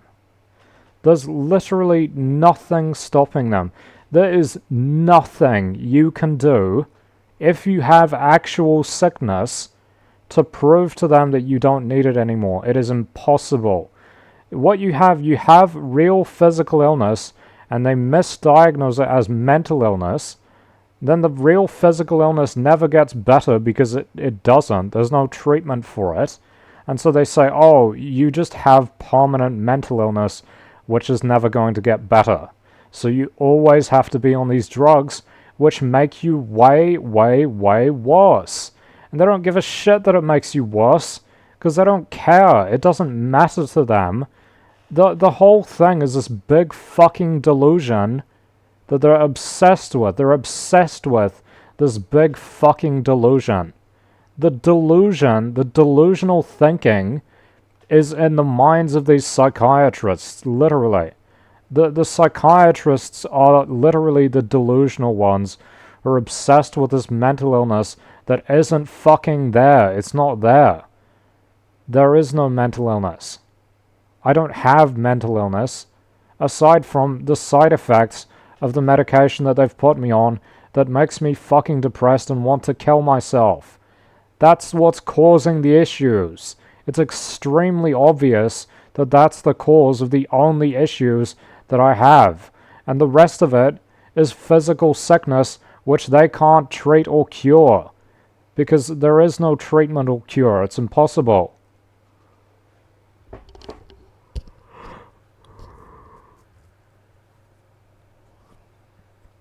This is insane and impossible. There's no solution. If there is a solution, it just won't happen. The solution is they just listen to me and let me go off of it. Let me taper off of it, and I don't need to be on it anymore. And then they leave me the fuck alone. They leave me the fuck alone, and I manage my own fucking life like I was doing before. Seriously.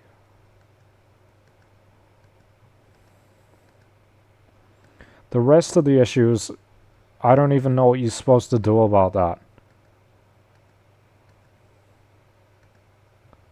I have no way of making money. I don't have any way to make money. That's the reality. It's not, no, you could do this. No, you could do that. No, I couldn't do any of it. I couldn't do any of it. I know I couldn't do any of it. I can't do any of that shit. To make money, it won't happen. Rent here is like $350 a week. I can't make that much. I cannot make $350 a week. Seriously.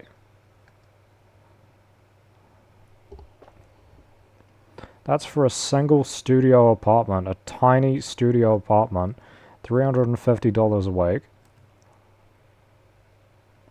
I can't make that much.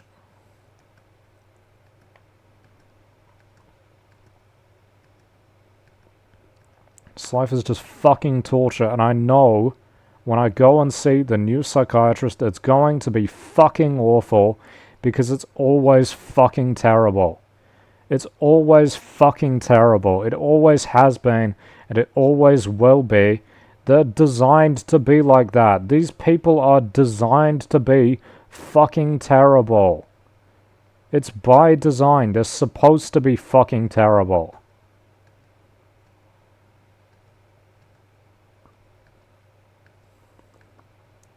Every single one I've interacted with has been fucking awful.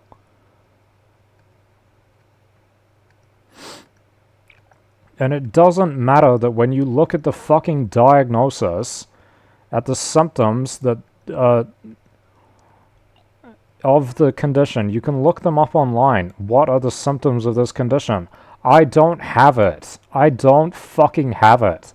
It's extremely obvious that they are forcing a diagnosis where it isn't deserved because they want control over the situation and for no other reason.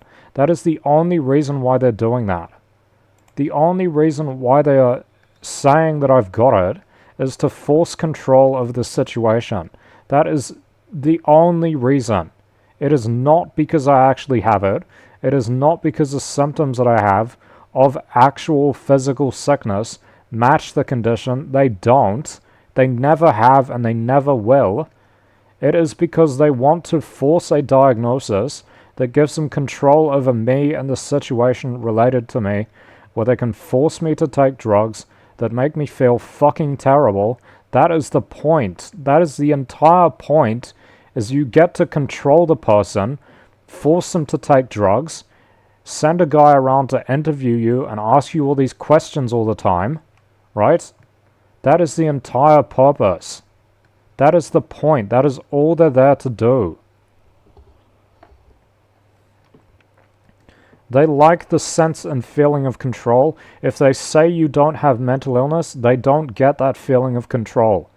They don't get control of you If they say you don't have mental illness, then why would they have control? Why would the state give them any control then? You would be free.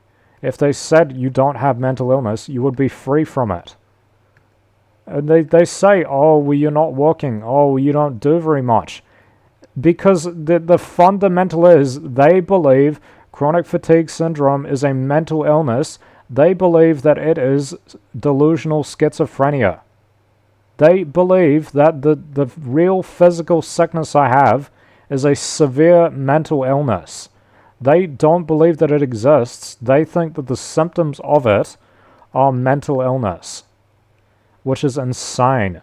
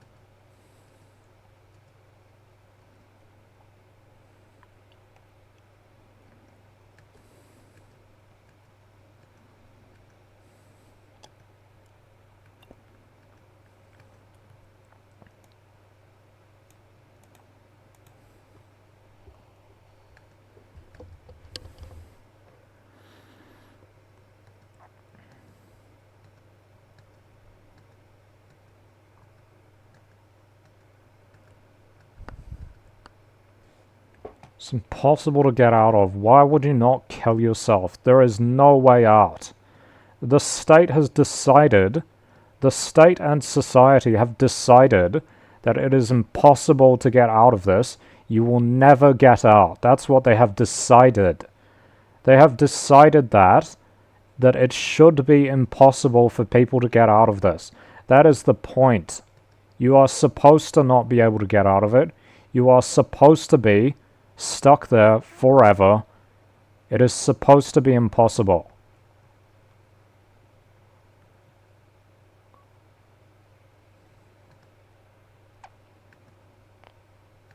They don't give a fucking shit. No one cares. No one's there for you. No one stands up for you. It's all you by yourself against people who make the final decisions.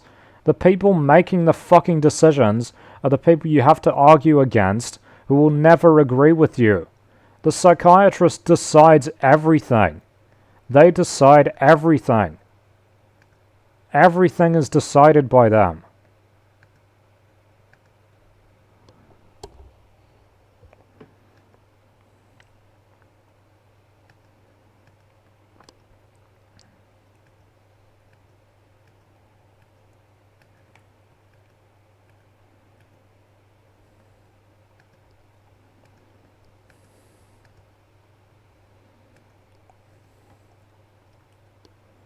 Who decides these things?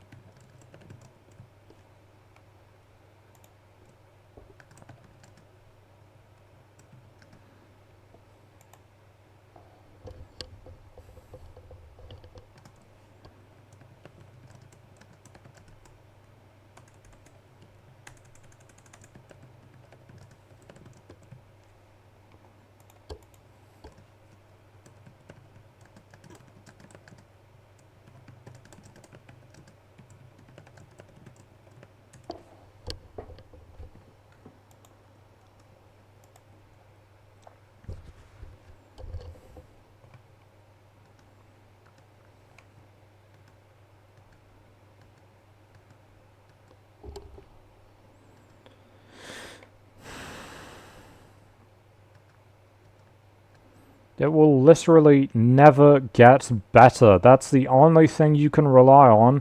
It won't get better. It always gets worse. That's my fucking life for 7 years straight.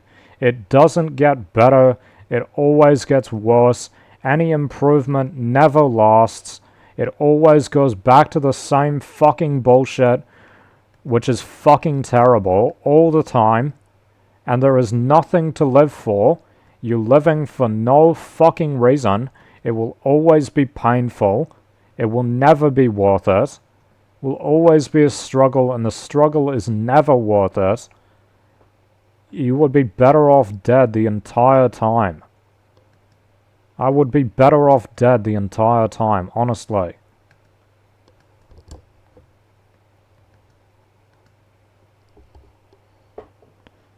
It's just fucking torture. All the way through, it's just fucking torture. It's fucking torture. All day. Every single day, it's just fucking torture.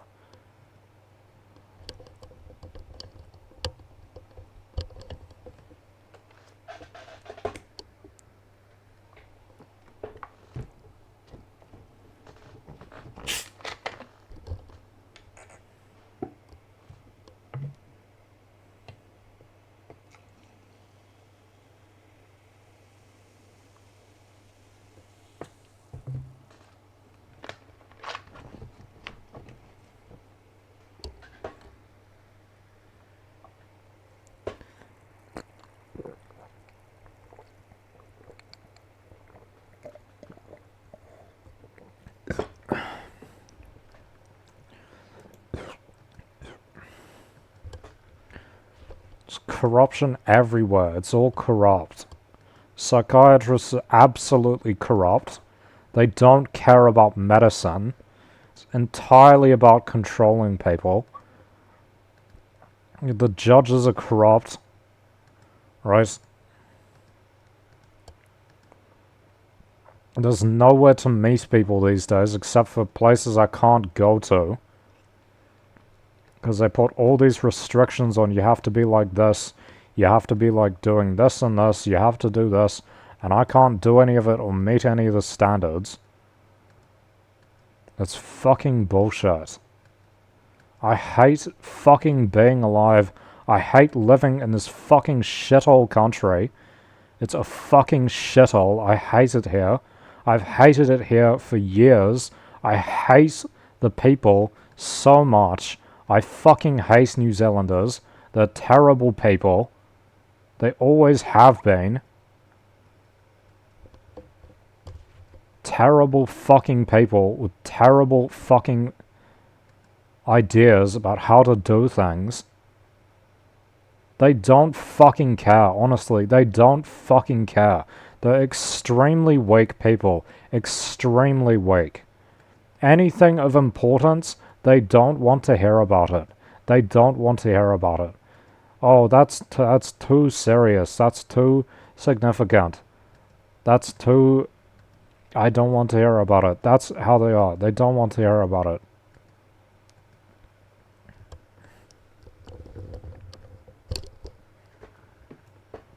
They don't give a fucking shit.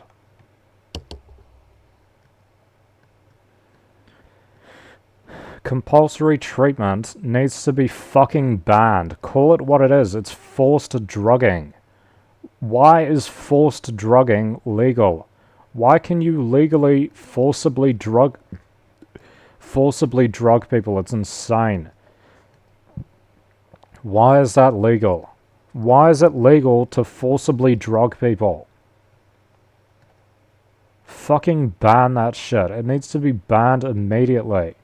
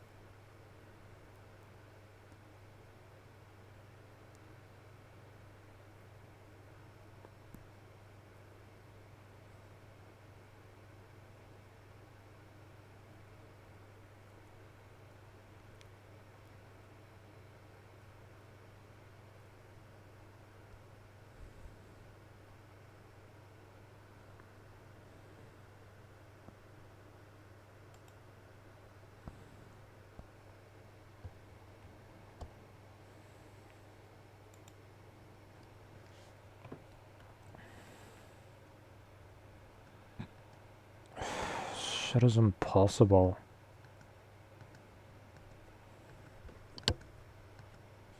There's literally nothing you can do. These people are extremely unreasonable. Extremely unreasonable. There is nothing that you realistically can do if you have actual sickness. You can't get better, which is the only thing that they would say is like, oh, you don't need to be on it anymore. The reason why they've decided I need to be on it is for physical illness that has no treatment, so they've decided to put me on mental illness drugs. They put me on mental illness drugs for a physical sickness which has no treatment. It's insane. It's literally insane.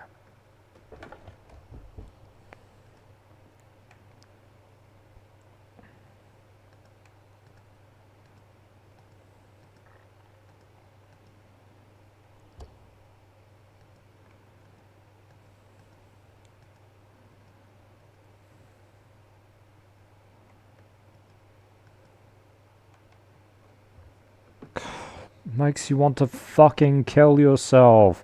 Because all of these issues don't have solutions. There are no solutions. There is no solution. It's constant torture, constant punishment with no fucking solution. If you stop taking it, they drug test you and then they inject you with it. And the injection is a higher dose.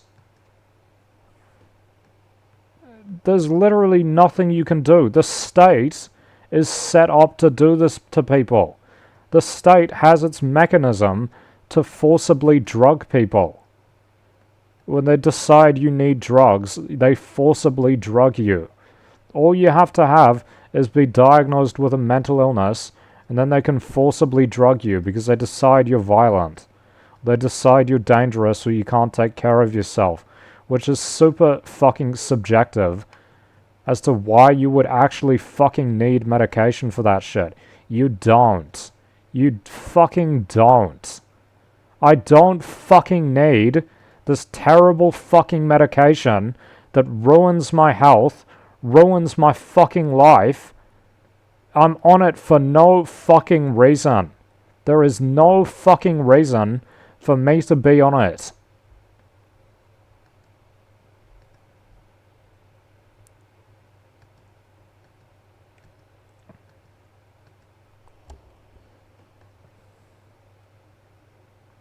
It destroys your health. It actually destroys your fucking health.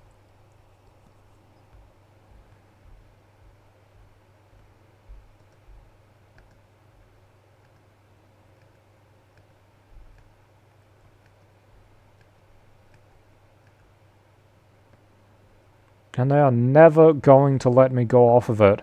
This fucking country, which I fucking hate, will never allow me to go off of it. I fucking hate this fucking country. It's such a shithole. Of course they decide that I need to be on drugs. Of course they do. Because this place is a fucking shithole. It's a fucking shithole full of weak people who think some people need to be on drugs.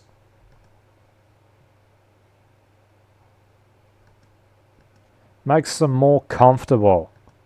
What a fucking joke. I don't fucking need them.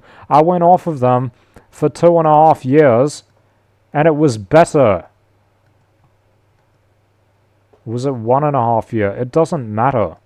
I went off of them for 1.5 years, and there was no fucking problem because I was better. It's only because my parents decided to be fucking abusive for years straight, and then I do something about it, and they say, oh, it's mental illness. Oh, it's mental illness. They cry mental illness when you do literally fucking anything that they don't like. Literally. That's how it's supposed to fucking work. They cry mental illness anytime you do something they don't like. It's a mental illness. That's how these people operate.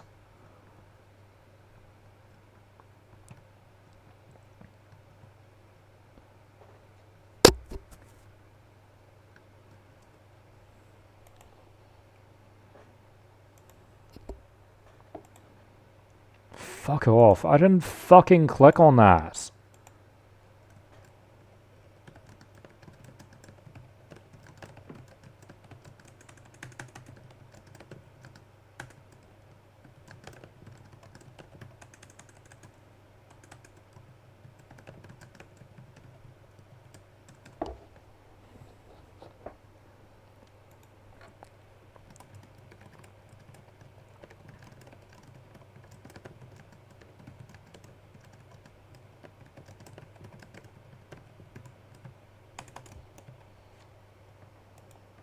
I hate this fucking life. It makes me want to fucking kill myself. It never ends, never gets better. It's torture. It is always painful, always suffering, never ends and never gets better. What the fuck is that? This is not worth living. I don't care how many times ChatGPT says, oh, what about this? What about this? What about fucking nothing? There is no what about. It's terrible. It's painful and suffering all the time. It never gets better and it never ends. What the fuck is that? Why would you want to live with that? Why would you want to live with it? They let people with cancer kill themselves before they even start feeling pain. It's fucking stupid. Yeah, they actually make my life actively worse by putting me on these awful fucking drugs, which I've said every single time in every single session with the fucking psychiatrist. I've said how bad they are, how fucking awful it makes you feel, and it just keeps getting worse, and they don't fucking give a shit. They don't fucking give a shit. Every single session, I've said how bad it is. I've listed off all the side effects. And they don't fucking give a shit. They don't fucking care at all. They will never allow you to go off of them. They will never allow you to go off of them because they've decided, based on some bullshit, that you've got some severe mental illness. This severe bullshit fucking mental illness that doesn't exist, that you don't have. That's what they've decided on. And so you're never allowed to go off of it. They will never allow you to go off of the medication. That's the fundamental. They will never allow you to go off of it.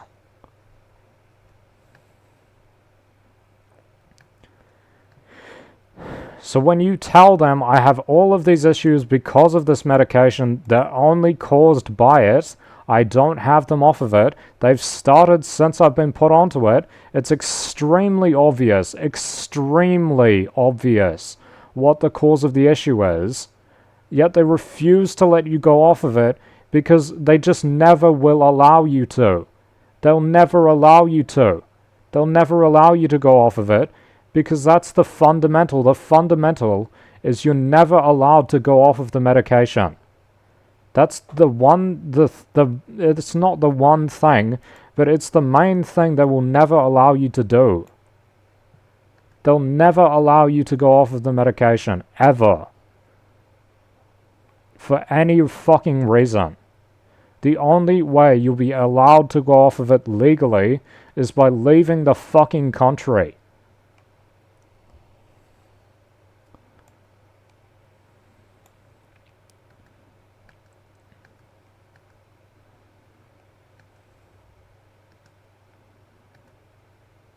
It destroys your fucking life. Even worse, after you've already got fucking physical chronic illness, which is debilitating, and then they make it massively fucking worse with their bullshit fucking drugs that wreck your fucking life, wreck your body, wreck you physically and mentally. That's what they do.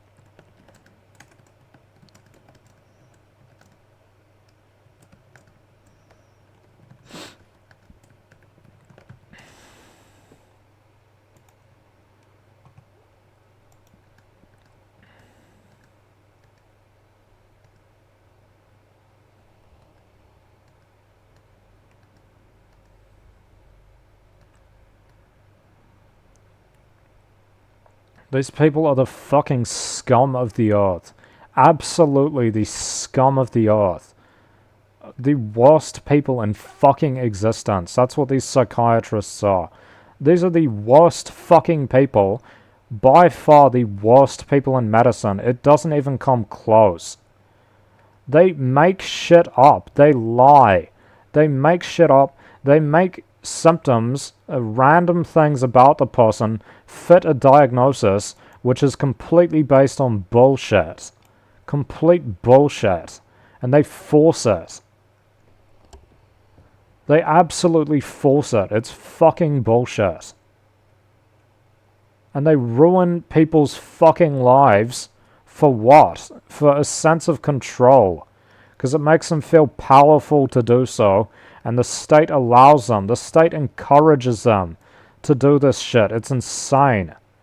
The state is literally encouraging them to drug people. What the fuck is that? This is how they make their money, by drugging people, by having a continuous roster, a massive number of patients. The fact that they are always booked is by design, so they can always be paid. If someone leaves the mental health service, they don't get paid anymore. They have to find someone else to replace them with.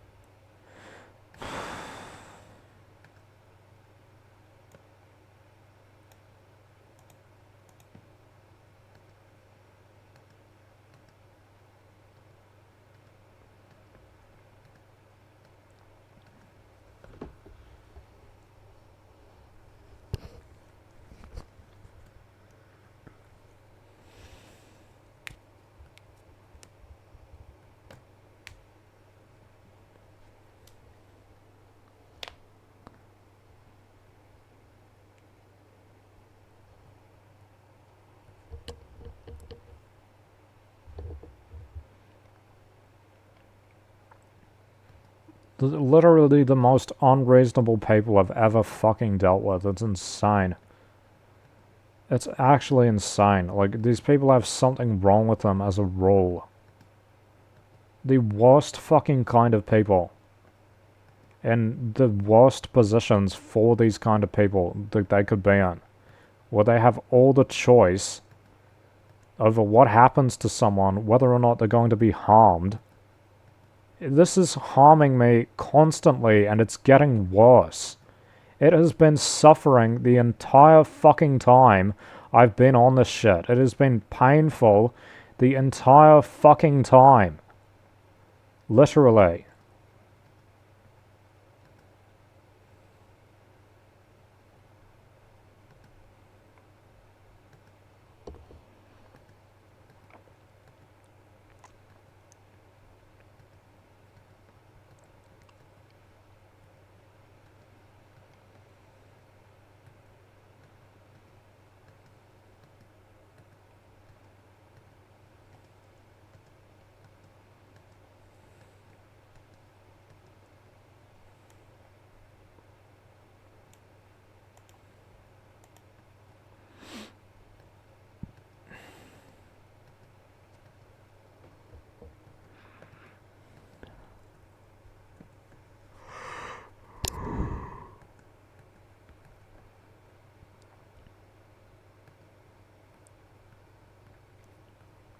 Like, it's like the outcome can't be changed. It's like no matter what you do, you can't change it. Like, the outcome is just impossible to change. You can't change it.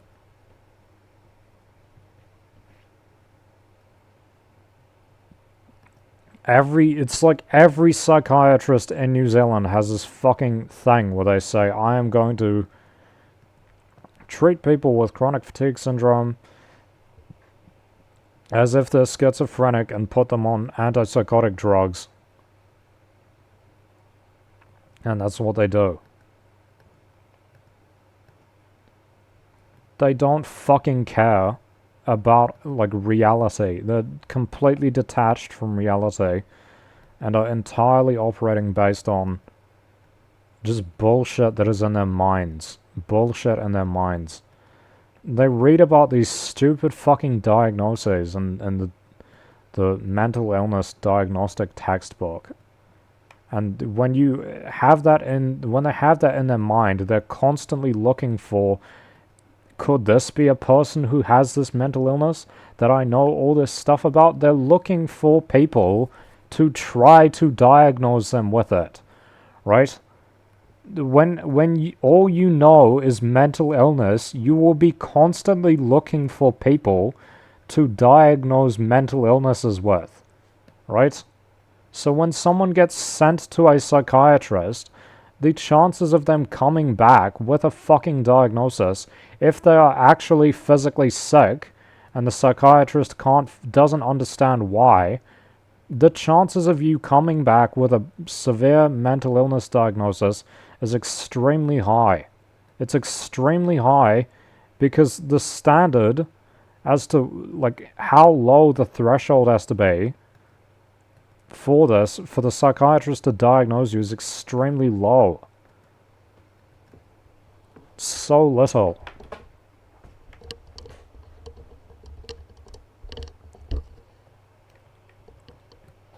They literally diagnose people with autism as schizophrenic. Like, that's insane.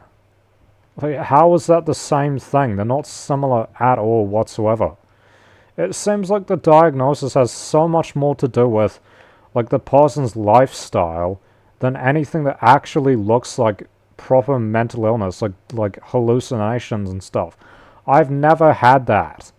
I've never had any of that. You know what they said? They pin the entire thing on me being delusional, and the evidence of the delusion is me saying symptoms of chronic fatigue syndrome. The evidence of them saying, the entire thing of evidence where they say I'm delusional schizophrenic, it is entirely based on me saying the symptoms of chronic fatigue syndrome, which is a recognized illness. It's a recognized chronic illness with no treatment available. And it's disabling and it's debilitating. And they've decided, oh no, actually that's mental illness. The psychiatrists have just decided that. The psychiatrist literally said in court, oh no, I don't think that's a thing. He said, what about, the judge said, what about chronic fatigue syndrome? He says he's got chronic fatigue syndrome. And the psychiatrist says, oh no, this is just symptoms of mental illness. Right? And he says bullshit like, oh, I think it'll improve.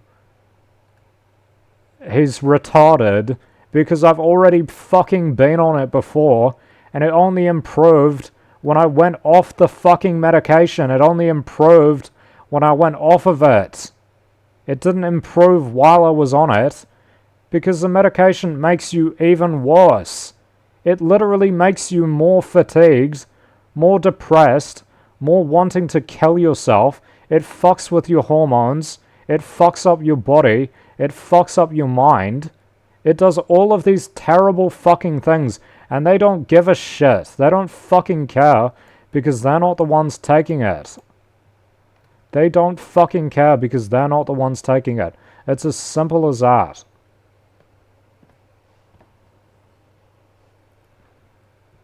No one fucking gives a shit. Everyone around me thinks it's acceptable that I be forced onto this medication.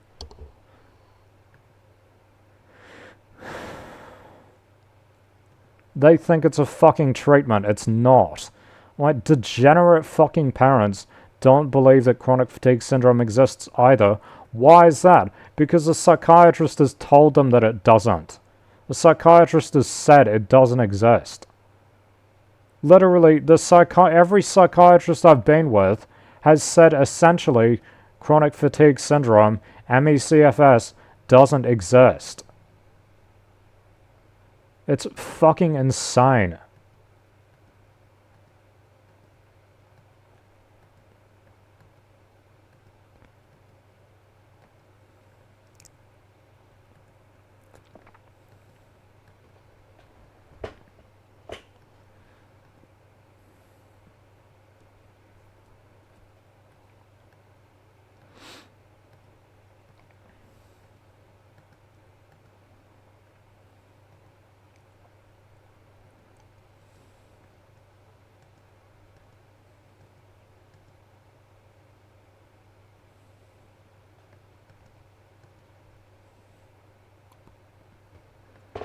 Gotta use the bathroom.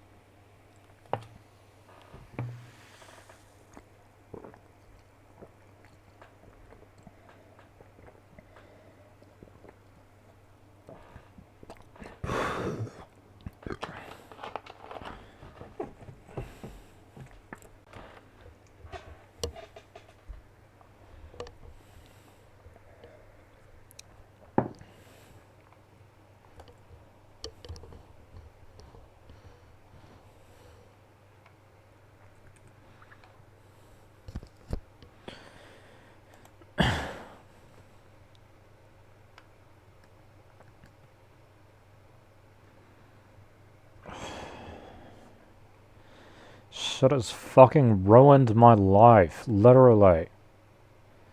As if it wasn't already bad enough. And they're going to try to make it even worse. I guarantee they're going to push antidepressants. I'm not taking antidepressants. They give you terrible side effects. I don't need antidepressants.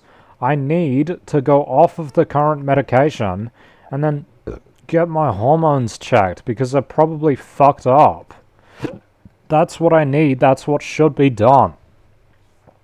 It's extremely obvious what the issues are, and the issues are severe. A person should not want to fucking kill themselves because of a medication that they're on. It shouldn't do that. It's supposed to help you. Not only has it never fucking helped me ever at any point for any reason at all whatsoever, it hasn't done anything beneficial. It has been extremely harmful. The entire time it has been extremely harmful. It's fucking terrible. I have terrible side effects from it. What the fuck are these people talking about? What are they thinking? How is this reasonable? How is this acceptable? It's extremely unacceptable.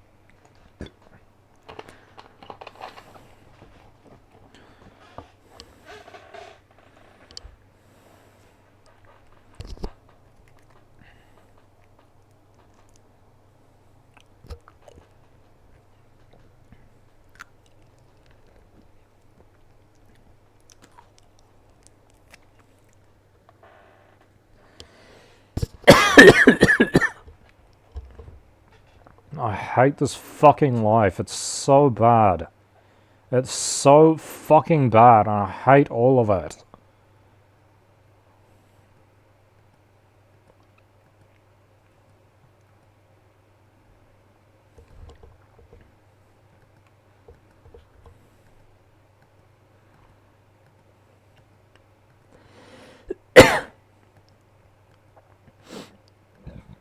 And I tell the support worker, and what does he say? Oh, appointment in 1.5 weeks. That's fucking useless. Appointment in 1.5 weeks. There's no way there is more important stuff on. There's no way. Guy tells you he wants to kill himself, and you tell him, oh yeah, could you wait 11 days? Could you just wait 11 days, and then we'll get you seen by a psychiatrist who isn't going to fucking help you?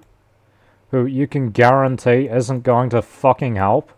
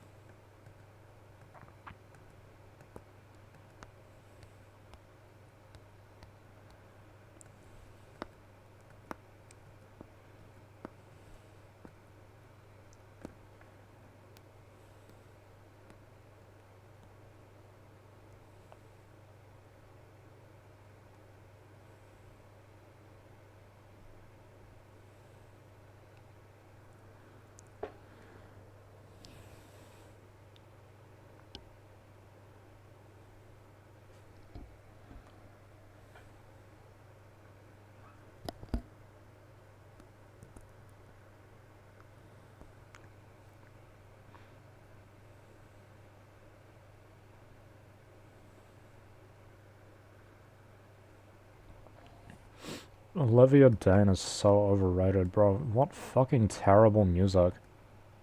Something actually good lost to that. I can't remember what it was.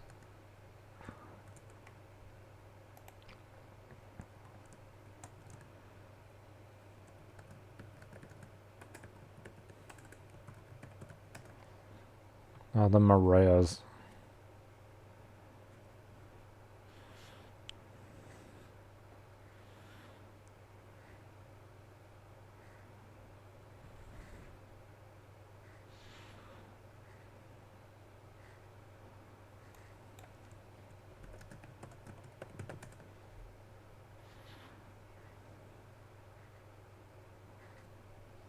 was Cat's Eye? Cat's Eye's been around for like 4 years. What the fuck? They've been around for 2023. They're not new. What are they talking about? That's not new. They've been around for 3 years. Alex Warren's been around for ages as well. What the fuck is this?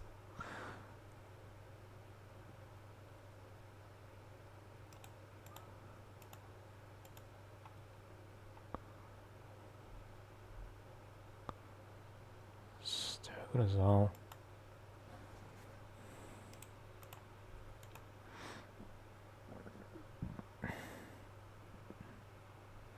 They're not new either. This is weird.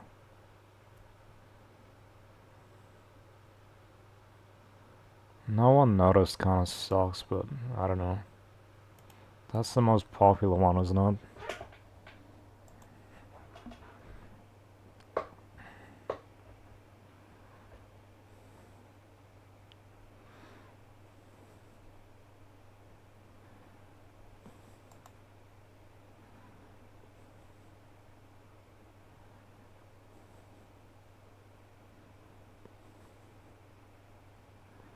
Man, I notice so bad.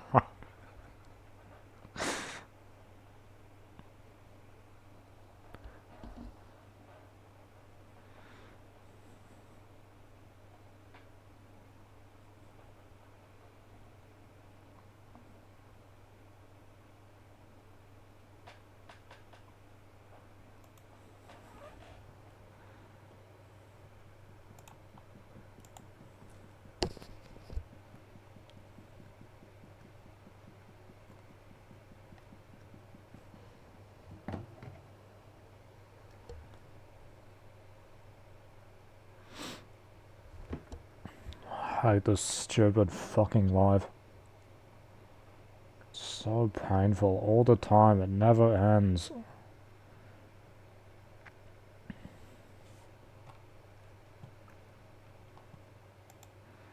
How fucking insane is that? You say, oh yeah, I'm feeling suicidal. What do they say? How about you wait 11 days? That's what they say. How about wait 11 days? No, was it 11 or 10? I can't remember.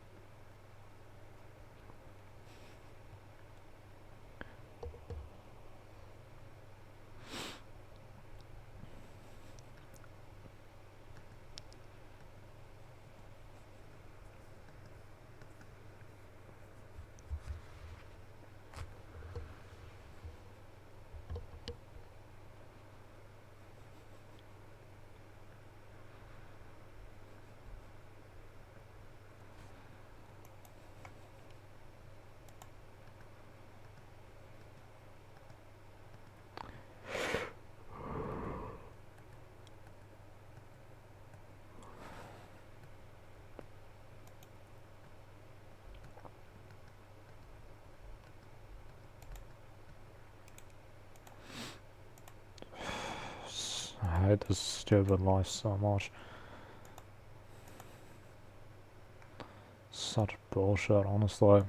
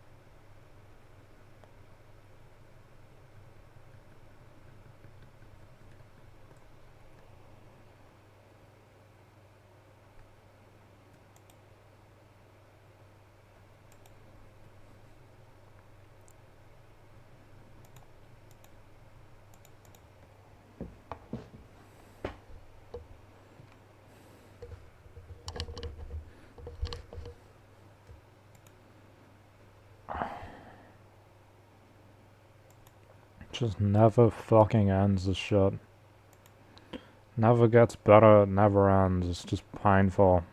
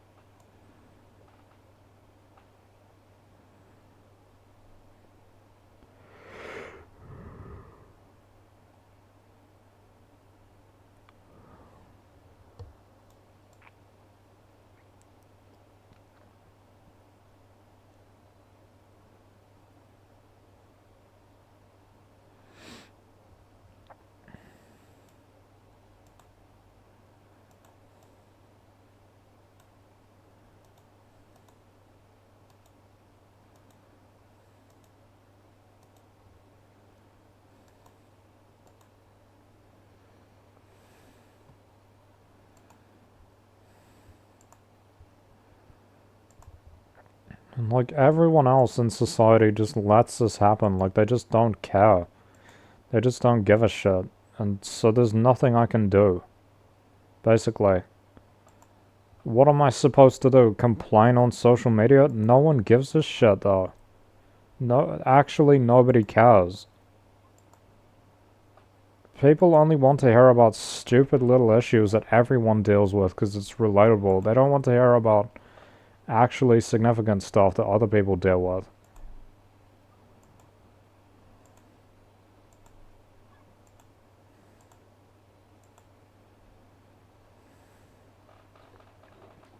Fucking hate this stupid life. It's not worth living, honestly. It's not worth living at all.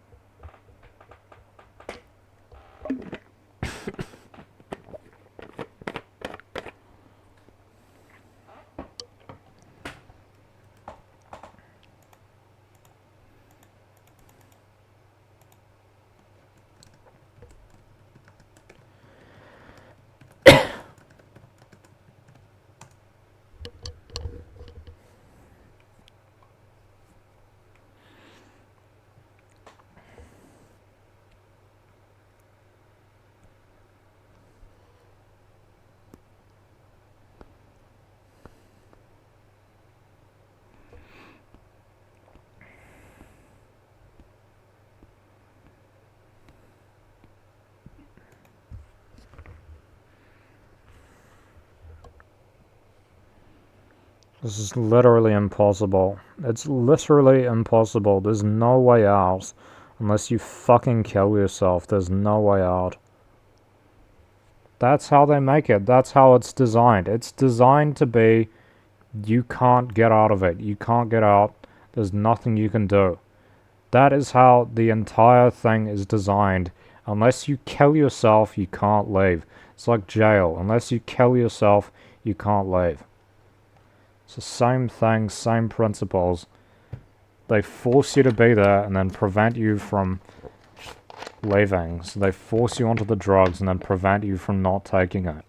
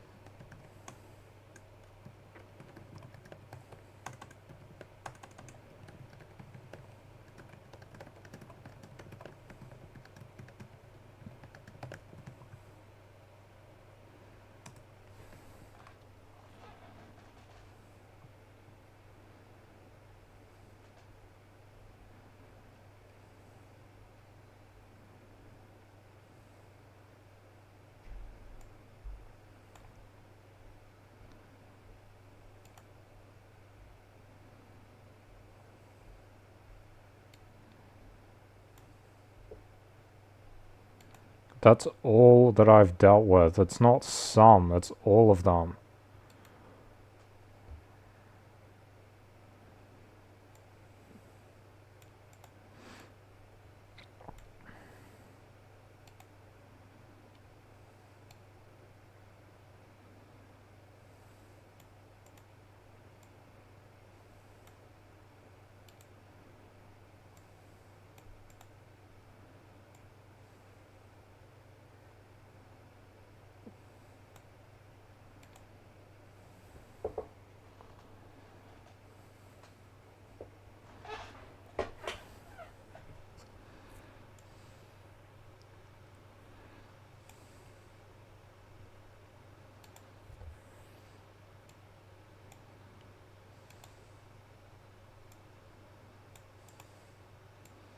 No, I've dealt with them, young and old.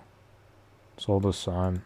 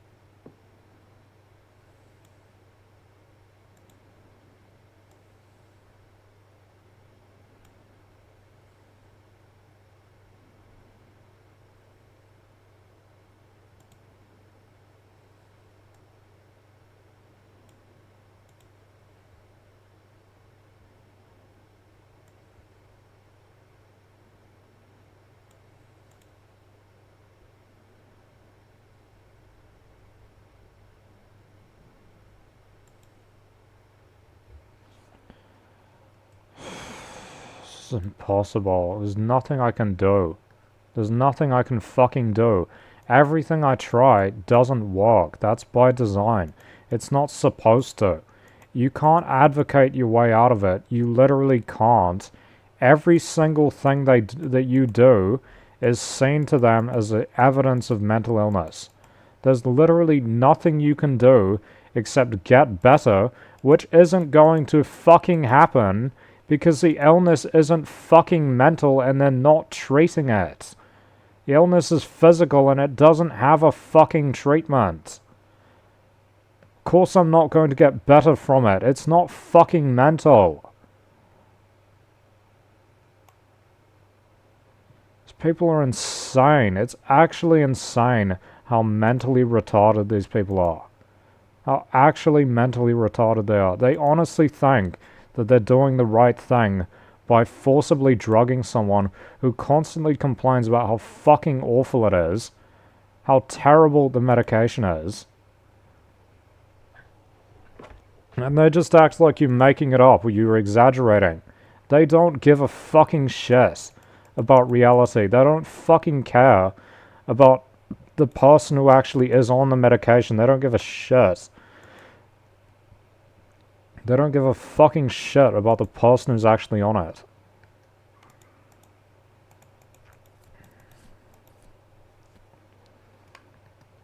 $11 days for a fucking appointment. After I've said I want to fucking kill myself because this is unbearable. They don't fucking care at all. They don't fucking care at all. The best they would do is, oh, we're going to send you to the mental hospital again. And continue to force you to be on the medication. Not decrease it, not do anything there. At all. It's actually insane. They're so fucking retarded, it's insane. They're actually insane. The amount of fuck-ups these people have done over and over and over again is fucking insane. God, I wish they were all dead. I wish they were all dead. They deserve death and suffering. That's what they deserve. They've caused massive suffering which they cannot even fucking comprehend. Cannot even comprehend how fucking painful it is all the time. All the fucking pain and suffering that they cause, they can't even comprehend it. They literally cannot fucking understand how bad it is.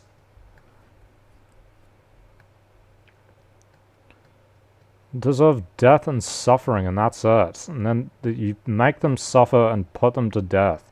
It's all they deserve. These people have wasted their lives torturing people.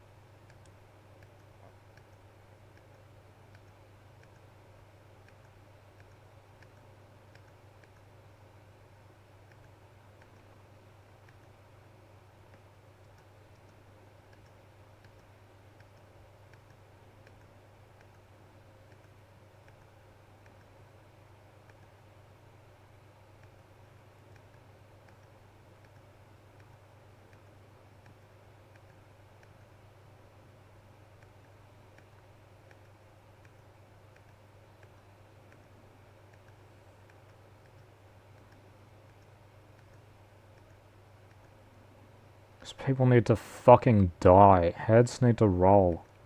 Honestly. There needs to be consequences for these people, because they'll keep doing it, and they do keep doing it. That's exactly what they do. They keep fucking doing it. The government pays them to do it. Even if they get fired out of the public sector, they're allowed to continue practicing in the private sector.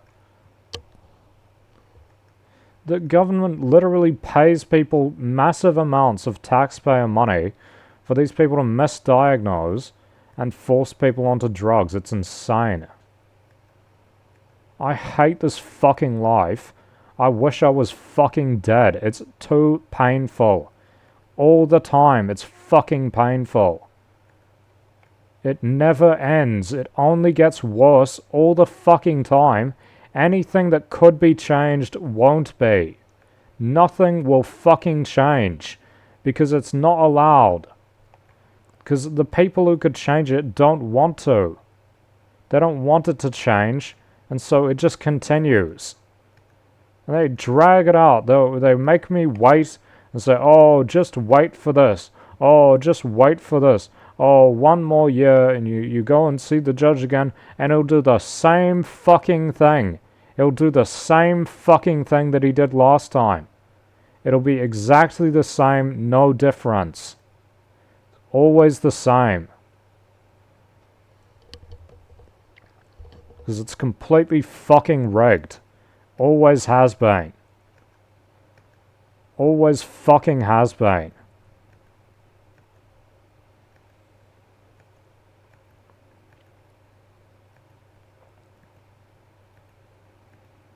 They don't fucking listen to what you have to say. They don't give a shit. They don't fucking care what you have to say. They don't listen to any of it. They don't recognize any of it. They make up their own reasons and then go with that. That's what they've done. They made up their own fucking reasons and went with it.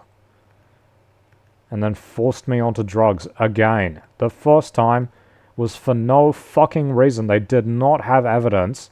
They did not have justification. I hadn't fucking done anything. They just decided to put me on fucking drugs.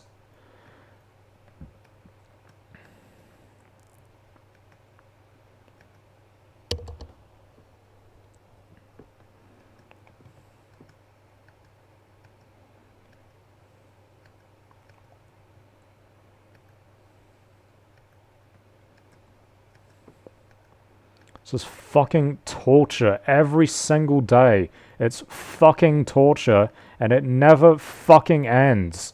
Every single day is fucking torture.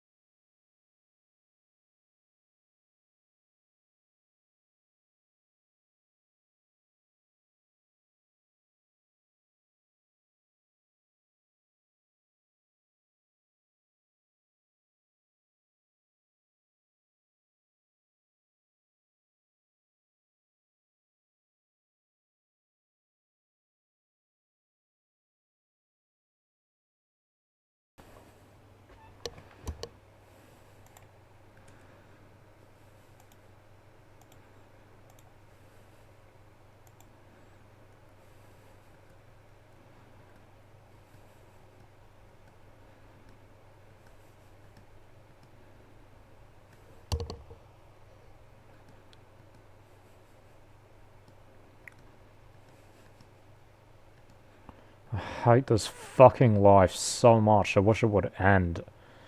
It has zero value in it.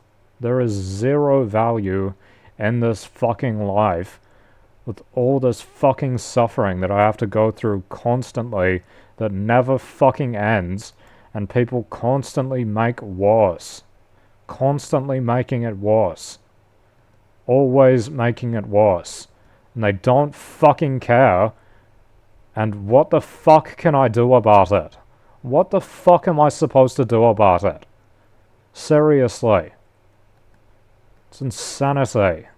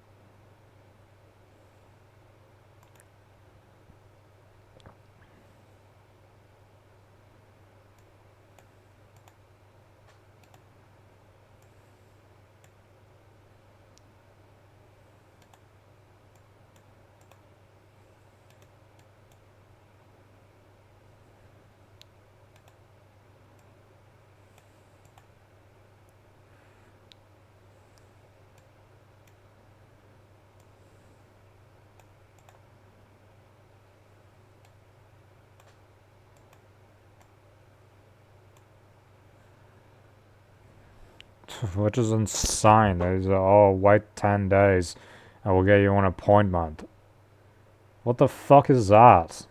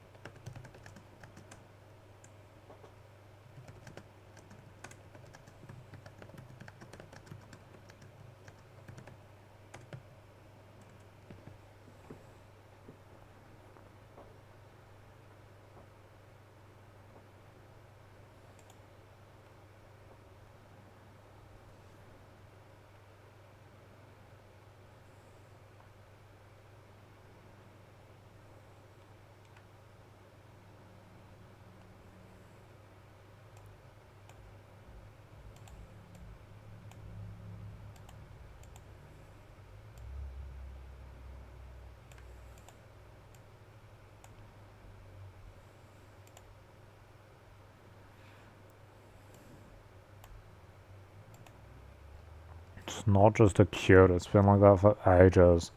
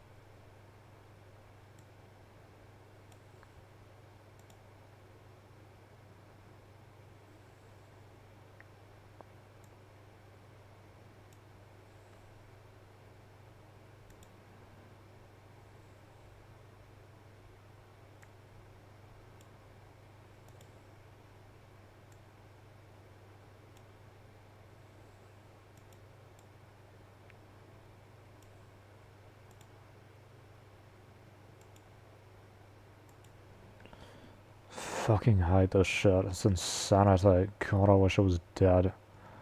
This will never end. It will never end. The psychiatrist appointment will be the same as they've always been. An extremely unreasonable fucking idiot who knows nothing about anything I'm talking about. I'll go in and they'll be like, "Oh, why are you here today? Oh, I have no idea. I don't know anything about this person," even though I've got their entire fucking file, which they never read. They don't read it. They don't even fucking know anything about the person. They just make shit up. And they're gonna say the usual bullshit about, "Oh, suicide is bad. Don't kill yourself for retarded. Here are all the retarded reasons that don't apply to you as to why you shouldn't kill yourself." It's insanity. That's what it's gonna be. They're gonna be fucking retarded and not fix the issue, which is I need to go off of this awful fucking medication. No more antipsychotics. No more antipsychotics. I don't need an antidepressant. If I go off of the antipsychotics, I won't be depressed anymore.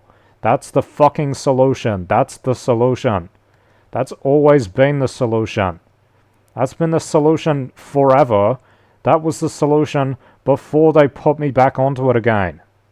It's insanity. It's fucking insanity that they've forced me onto it after how fucking harmful it was the first time. They don't give a shit. They just fucking make stuff up. It's actually insane.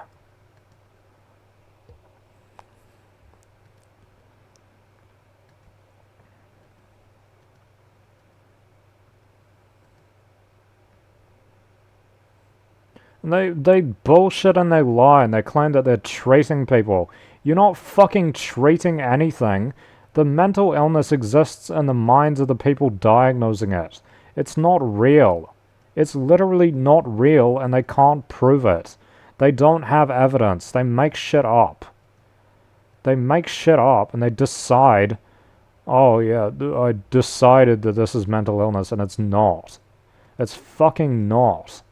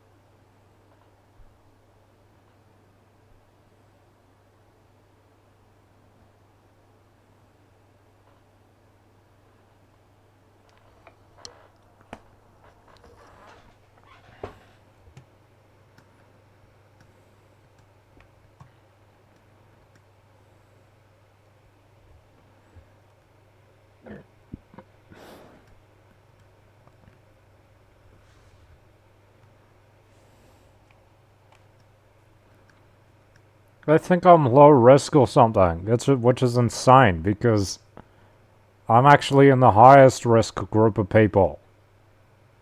It's fucking stupid. I guarantee if it was a woman complaining, they'd get it done. I guarantee it. I guarantee it because they actually care about women. They don't care about men. They don't care about young men. They don't care about men at all.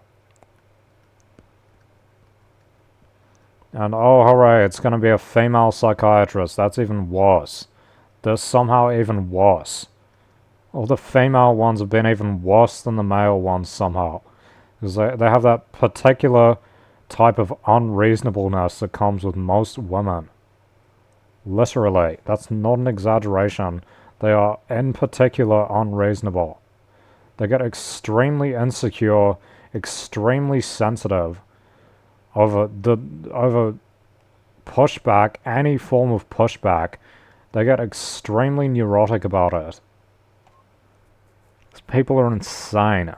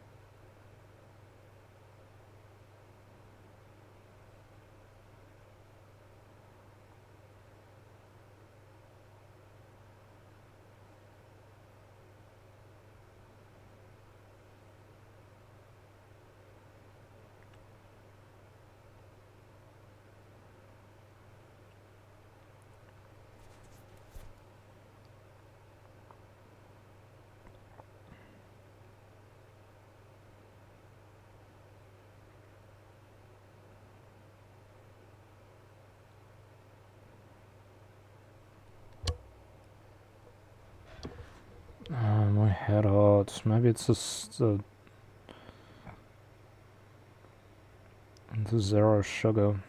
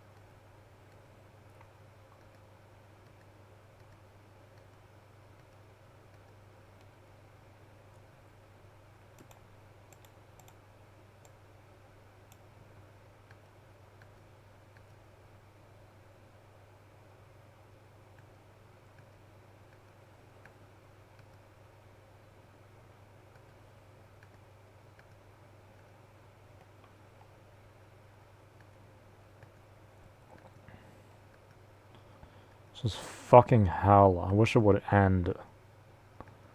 just drags on forever. It's just torture. It's all it's supposed to be. It's just fucking torturous hell. That's all this is supposed to be.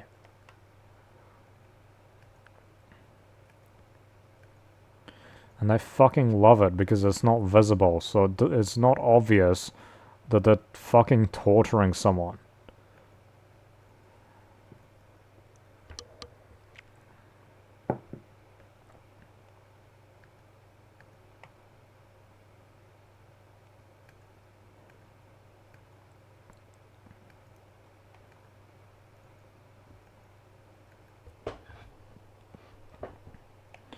People who run the Ministry of Health deserve to be hanged, honestly.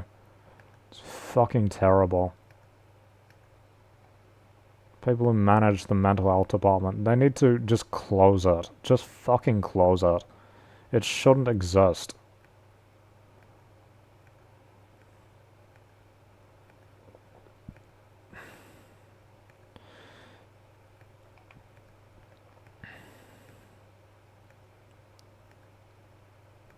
These people cause so much more harm by claiming to treat things than they do by doing nothing. Seriously. Doing nothing would be better because at least you wouldn't be actively harming people, which is what they're doing. They're actively harming people and calling it mental health.